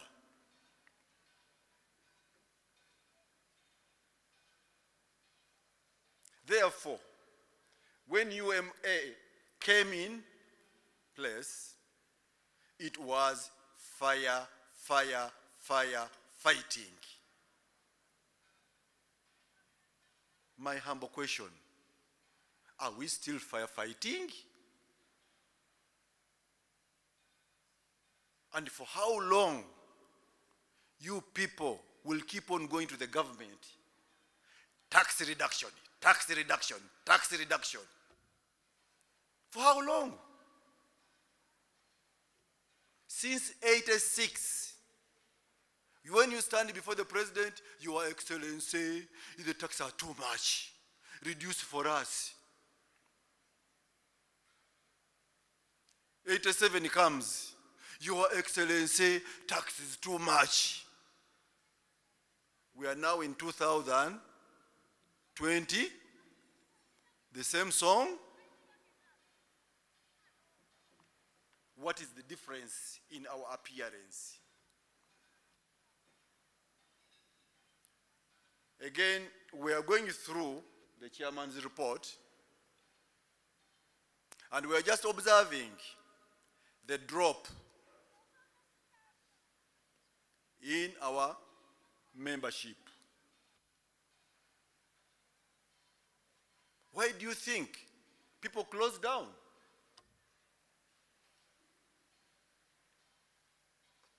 Why do you think people close down?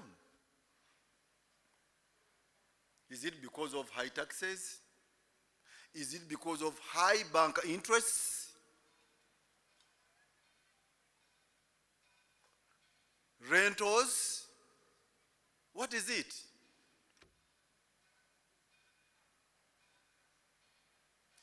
The simple way, the way I see this, in a very, very simple manner, is we lack market. You see, the presidents of those said superpowers and what have you, their work, main work for for manufacturers, they go from country to country looking for market. Not for investors, for market. Again, I'm putting it to you. What can you sell outside this country? We were in our house. We should not shy away from the problem. Let us look at the problem critically.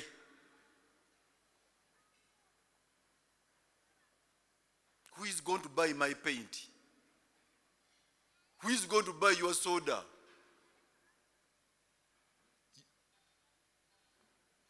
People are poor. They don't have any earning. That's why you see today, because people are trying as much as possible to live the lives they don't deserve to live. That's why you see fake products flowing into this country. My humble question again. Has your chairman gone to the government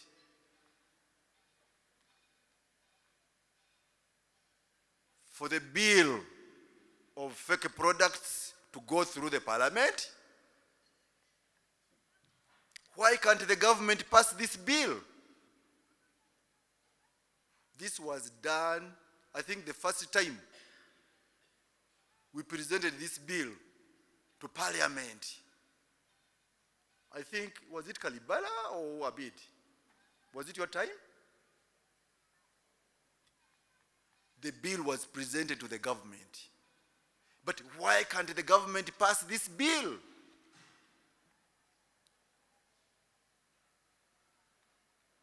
Of course, the president was really in support of it. He was even telling us what should be included in the bill. But in the middle there, things just died out. So the market is full of fake products. And to make it worse, even on the drugs we consume, some drugs are fake. Pesticides. I've ventured into farming and I've seen it myself. I had to go to Kenya to look for the genuine supplier so that I can buy the pesticide and bring it to Uganda.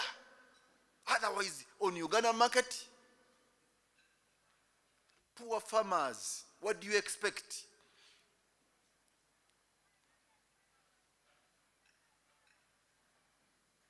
Therefore, I think I want to urge my brother here.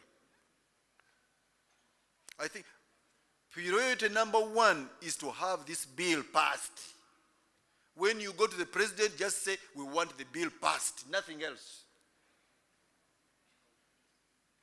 Because once this bill is passed, there are so many industries which are going to revive just automatically. A farmer, whatever, everybody, I'm telling you. You are talking of these silos.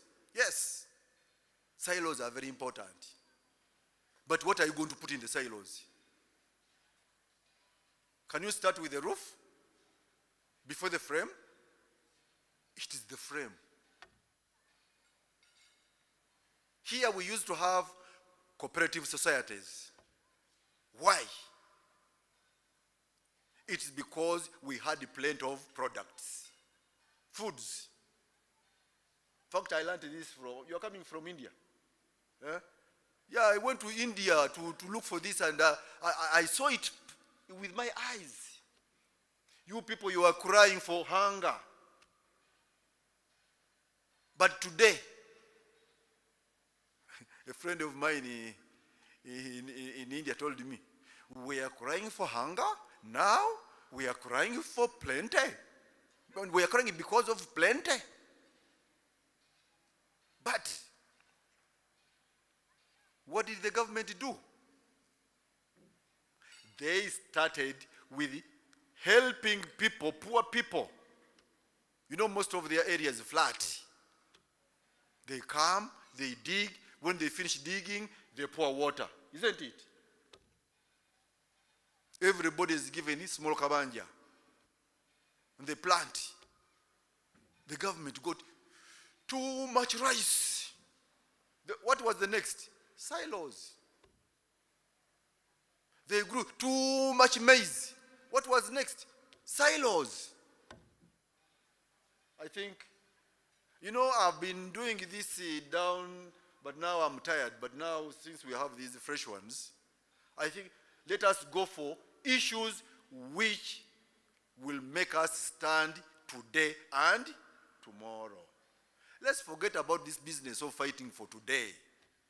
You fight for today, forgetting that you will be there another so many years. Let's fight for something which will help us. I was just here and I told the secretariat, supposing we came out as UMA front runners and say, let us aim at creating more jobs. By creating more jobs, you are creating the market for yourselves.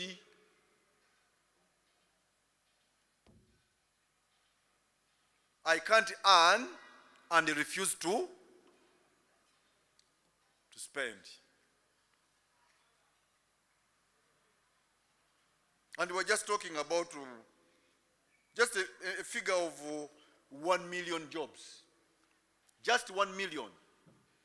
We give ourselves a target that we need a 10-year program whereby each year 1 million jobs is created.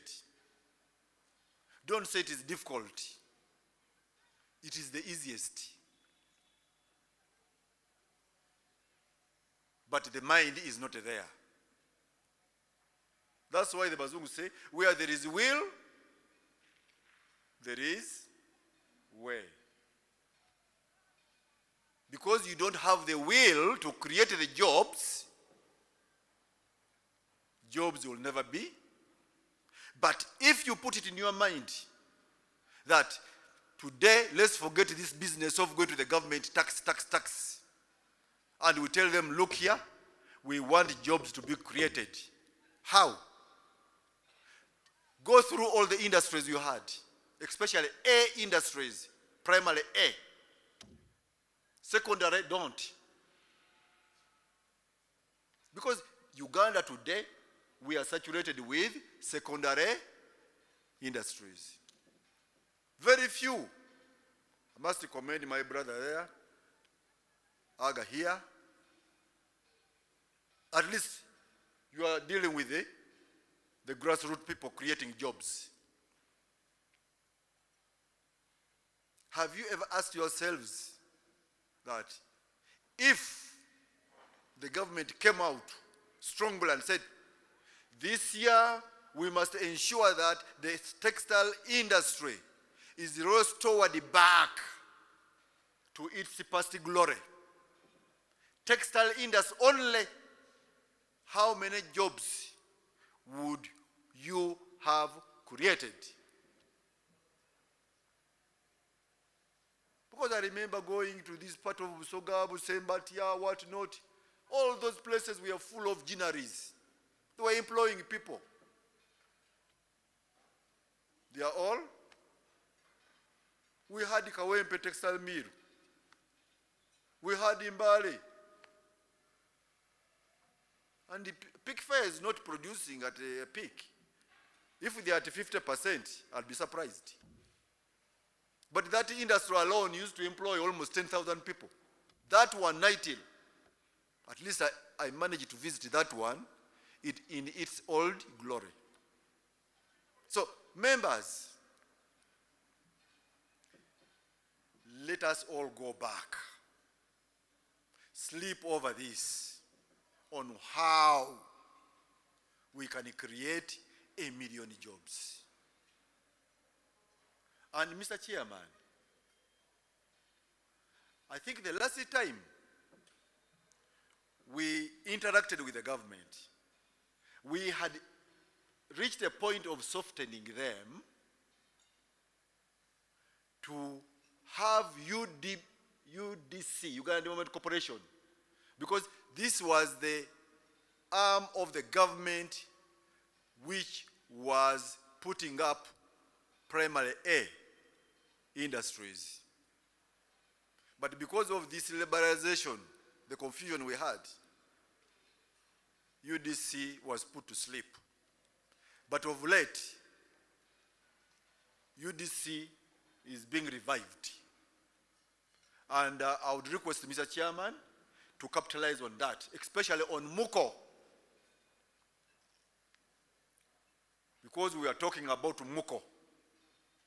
Because, see, the government was saying, look here, you people of private sector, go and mine. Because I had gone there personally, and they said, look here, Your Excellency, mining, yes, I would love to, but do I have the resources? I think developing in MUCO, you know better. You need $1 billion. Yes, $1 billion. But after investing that $1 billion, how many jobs would you have created? More than 2 million. We have the resources, but because the will is not there. So, Mr. Chairman, I want to end by thanking you for coming in big force and to encourage you to continue from where we left everything for a better, so that when we come back here, we say, wow, the board of Kayemba did this. I think that is the only thing. The board of Kayemba did this. But 1 million jobs is necessary. 1 million jobs will save us. I thank you for always being there for UMA, and please keep UMA at heart. UMA is there to solve your problems. UMA is not there just to come and collect money. They are there to collect, to see to it that ye flourish. Good afternoon. Thank you. Thank you very much. Thank you very much. I think the approach is not enough. Give OHT another approach. Because, you know, sometimes you listen to speakers and they are reading, they are not speaking from their heart. I have to inform you that in this initiative,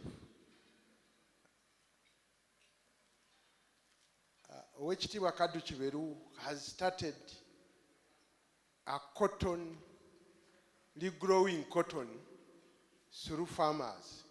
He gives out seeds, and as manufacturers, we commit to support you by uptaking your cotton, gain it, and then we move.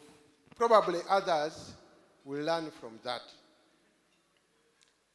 On the issue you have raised of the counterfeit bill, we were on it during Mr. Nze's regime, and somehow it died, but Mr. Mubiru, you are guided, because you can't produce, because you produce at a higher cost than our friends across. And if they bring in fakes, then you have a bigger problem. Thank you very much. If any of you would like to react to HT was speak, please raise your hand. But yes, sir.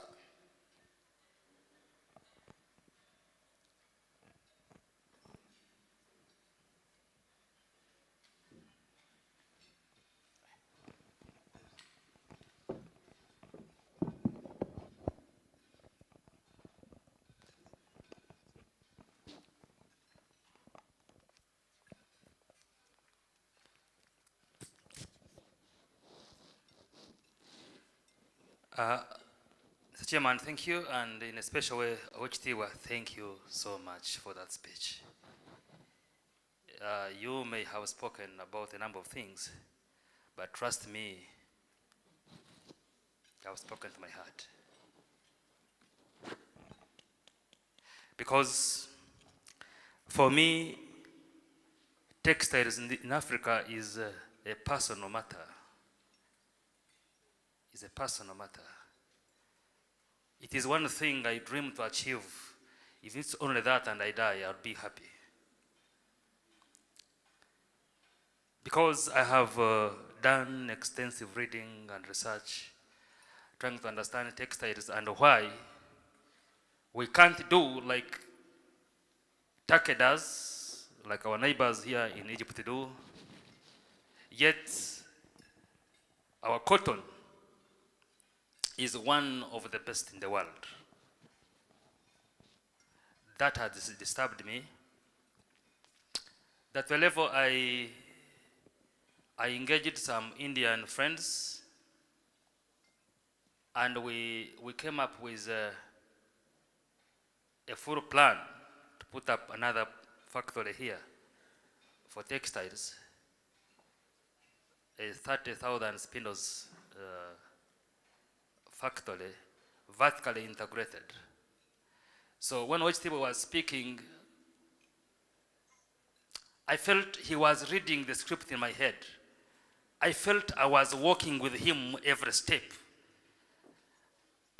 I don't know what to say. I felt like standing up, go and hug him and come back. I thought people would think I'm a madman. So I had to control myself.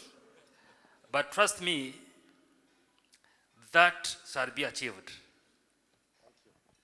That, I want to repeat myself without missing any words. That will be achieved. We shall have that factory here. And producing not just fabrics, but fabrics that meet standards. Not just our national standards, but international standards. I've been looking at AGOA and what they're asking for. These are real basics. These are basics of fabrics. I don't know why we are not able to have basics of fabrics. I have a quarrel with our factories here. Invest in research, friends. Invest in research. It's a small matter. Invest in research. When you have a good product on the market, you define the price. But you don't define a price because you have the privilege of being alone in the market. Define the price because you have the quality that meets our standards as a humanity, not just in Uganda, but we should take your fabric to Turkey and compete. You should take your fabric to US, to Italy and other countries I've been to that have very good fabrics and compete. Why is this not happening? So, Ochtiwa, thank you so much. God bless you for me and for this country. Thank you very much. That was passionate. Ochtiwa, you know now that you have followers. You know these things, you don't just, it comes from your heart. And if you have followers, and many of us, then we shall move.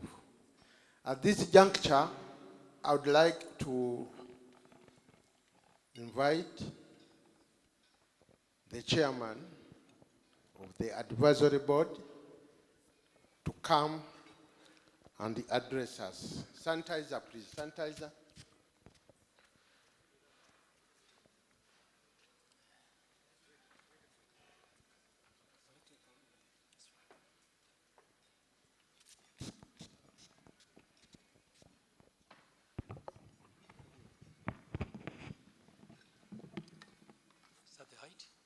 fine, no problem. Thank you. Thank you, Chair. Members of the advisory board present, Mr. Kaduki Beru, Mr. James Kalibala, the chairman of the board and all your members present, the members of the Uganda Manufacturers Association present, and all other invited guests. I think one thing that hasn't come out clearly in this meeting is this is probably around the 30th, if I'm not mistaken, annual general meeting of the UMA. So you can just imagine from the humble beginnings, from where the UMA started to where it is today. So it's really gone a long distance and has contributed directly to the transformation of industry and business in Uganda. So it really has a very, very big place in the history of this country. I speak to you today as the chairman of the advisory board. Our advisory board basically consists of members who you can see in this book here. But it was set up for the purposes of looking after the UMA, the estates of the Uganda Manufacturers Association, and the future of the association. It was set up by the late James Mulwana. He was the first chairman, and his vision was to make sure that the UMA always focuses on the business and the industrial interests of the country. So this is what our board continues to do. At present, our board consists of our patron, who is Mr. Aga Sekalala. There's Kaduki Beru, there's Mayur Madwani, James Kalibala, Gordon Wavamuno, Amos Onzei, and Barbara Mulwana. These are mostly past chairpersons of the UMA board. And of course, Mr. Deo Kayamba will be joining us after his tenure. So he will begin also to understand the importance of the advisory board. The advisory board, the UMA now has a new executive director. We look forward that the UMA will have more interaction now with government and be able to set some standards whereby manufacturing begins to become a little bit more economically effective in terms of the costs of doing business. I think one of the biggest problems today is the cost of doing business. So it's one of the things that this board plus the executive director has to work hard on to make sure that we remain competitive. And as my brother Kaduki Beru said, the markets are our biggest challenge. So we need to work hard on the markets. We need to create those jobs, and we need to create more and more consumption. So this is something which we should take seriously up ourselves to make sure that this message goes to the people and to the government. The idea is also that we should be able to get cheaper inputs and more locally available products. I think for all of us here present, we are happy with the financial report that the UMA presented today. 2 years of COVID has had a huge impact on the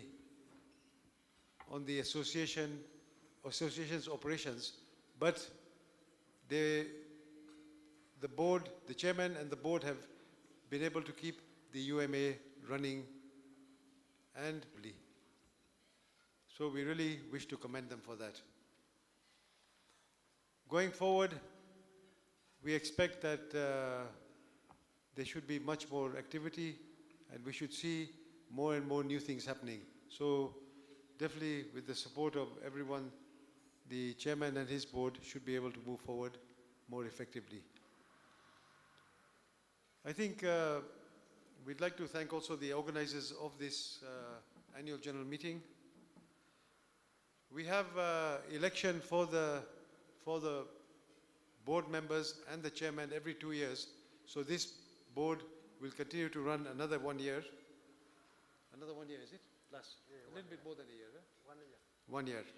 So I think you can use them as much as you can.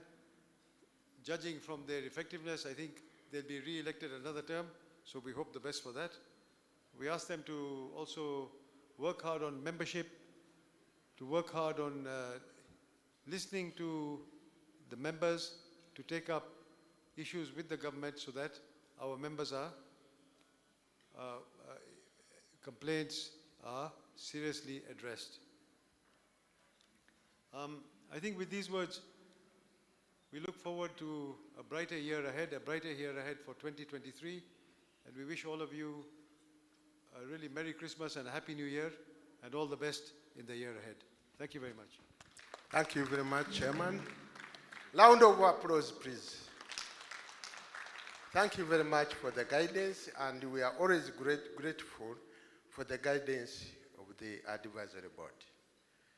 Now, last item on the agenda, Secretariat staff, please come here and so that the members see you. Come, all of you. Secretariat, please come so that the members see you. Those of you who are in this room.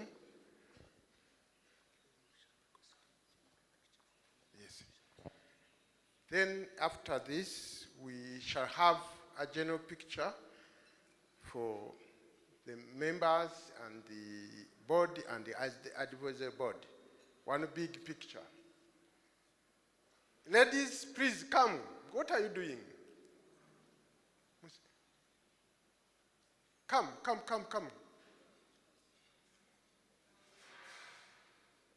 Come and the members see you.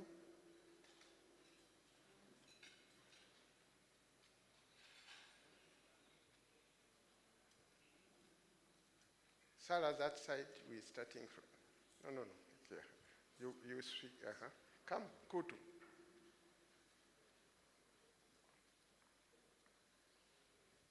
Okay, you can have the mic. Just name and what you are in UMA. Thank you, Chair. My name is Ezra Rubanda, Executive Director. Mubaraka Chironda Nkutu, Director Business Development. I'm Cesar Mtanda Mwangizi, Finance Manager. Lydia Tsime, Communication Officer. Philip Mugera, Admin Officer. Sarah Nanziri, Policy Analyst. Collins Agaba, Policy Analyst. James Ongora, Policy Analyst, also Project Officer. Sylvia Zarango, Membership Officer, and in charge of the Western and Northern region as well. Sharifa Kawase, Membership Officer in charge of Trade Fairs. Kato Anthony Mwanje, Accounts Clerk. Mulema Hakim, Policy Analyst. Nelly Badja, Eastern Regional Officer. Eugene Mowiru, Accounts Department. Elizabeth Nabule, Projects Clerk. Evelyn Simire, Policy Analyst. Hasfana Reiso, Membership Officer.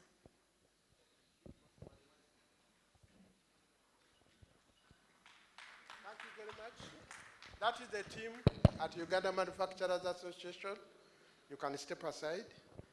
Now, next is your board.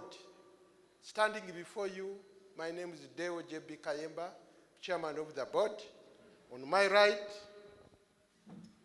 Agase Kalala Jr., Vice Chairman. On my Ramesh Babu, President. now members of the board of UMA, please stand. Kutu, microphone is there.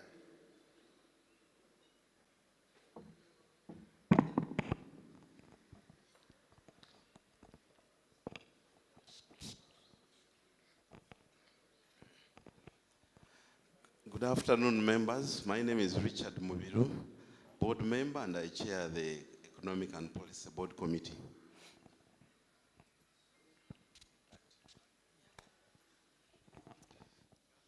My name is Senyondo Mansour. I chair the training committee.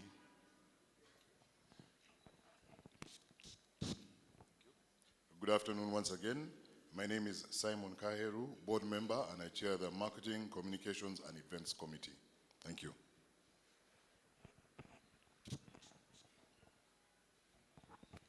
Good afternoon, everyone. My name is Stephen Kalibala, and I chair the Estates Committee. Thank you. Then, Mr. Kut. Oh, yeah. Yeah, okay.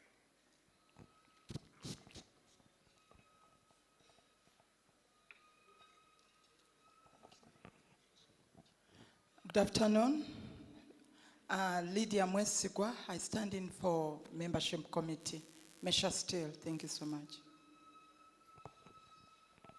Okay. Last introduction.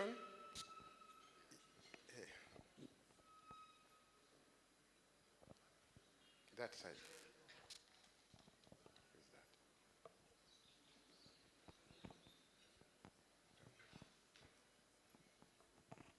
Good afternoon. I'm Nampumba Shaida. I'm standing in for Mr. Zhang Hao, the MD Liaosheni Industrial Park Kapeka. Thank you. Thank you for the representation. Then last, our secretary to the board. Good morning, ladies and gentlemen. I am Brian Kwame Emuron. I am the company secretary for UMA and secretary to the board. Thank you very much. That is your members. The last item is a group photo. I'd like the secretariat to arrange it. Having no other business to discuss, I'd like to adjourn the annual general meeting until another date that will be communicated for the year 2023. Thank you very much. Thank you for coming and giving time to this very important event. Thank you. Group photo, please.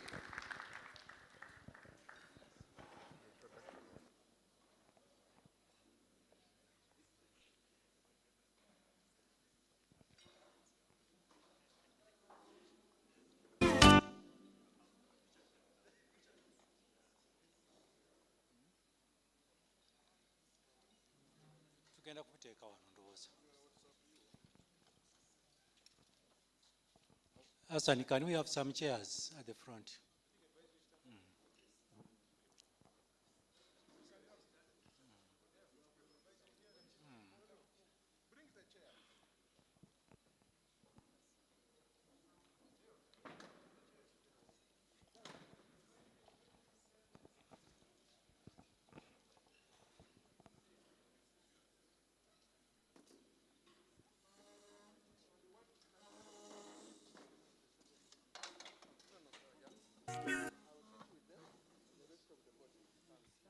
Thanks. This one is done.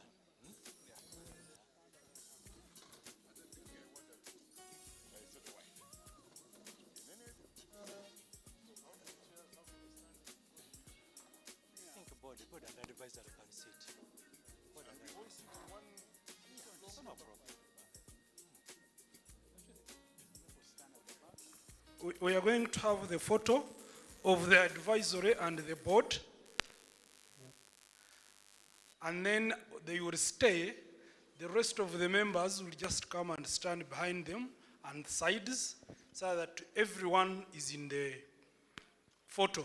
Make sure you stand somewhere where the cameras can be able to see you. Mr. Senyondo, why don't you sit? Sit. Yeah. We remove them?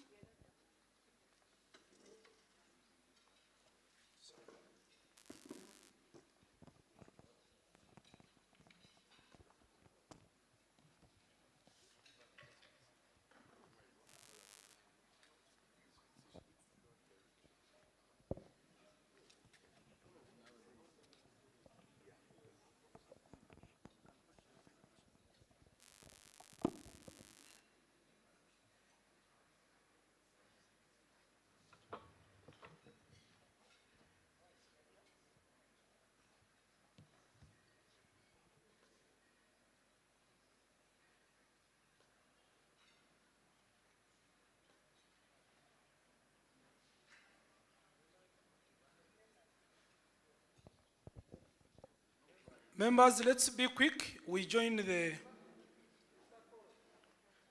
Let's join the board for a group photo. I know some of us are biting something, but it will stay safe on your table. Make sure at least we get a glimpse of your nice faces. Yes. Yes, please, everyone that attended, whether in direct or indirect capacities, please stand and we utilize this opportunity. Yes. You can stand behind, because I am very sure the word woman will stay. However tall you are, please move. Yes.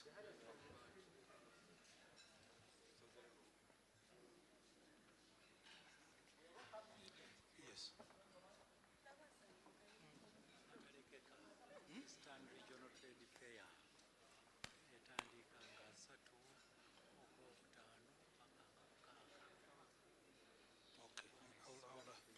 I'll ask you to address it. Please, members, move. Come on, go on to do.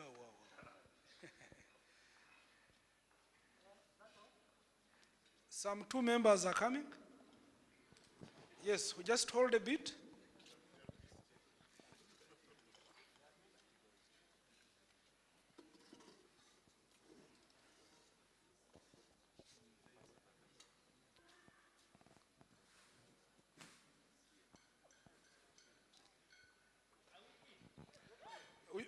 You could move a little bit and use that space so that we are very sure.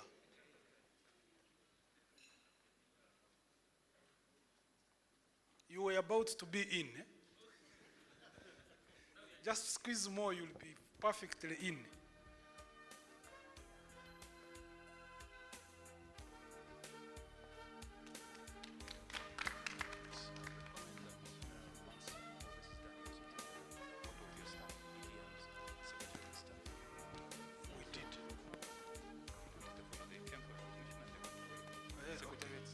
All right, I'm told Secretariat staff, there is a group photo for you. Come back to the... One more announcement. Something about ERTF. Yes. ERTF. One more announcement.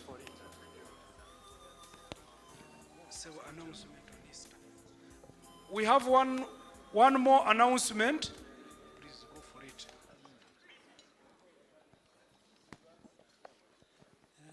Thank you, Edie. Members, this is just for planning purposes. We shall be having our Eastern Regional Trade Fair come 30th May to 6th June in Mbale. So as you make your budgets, please do budget for it also. Thank you.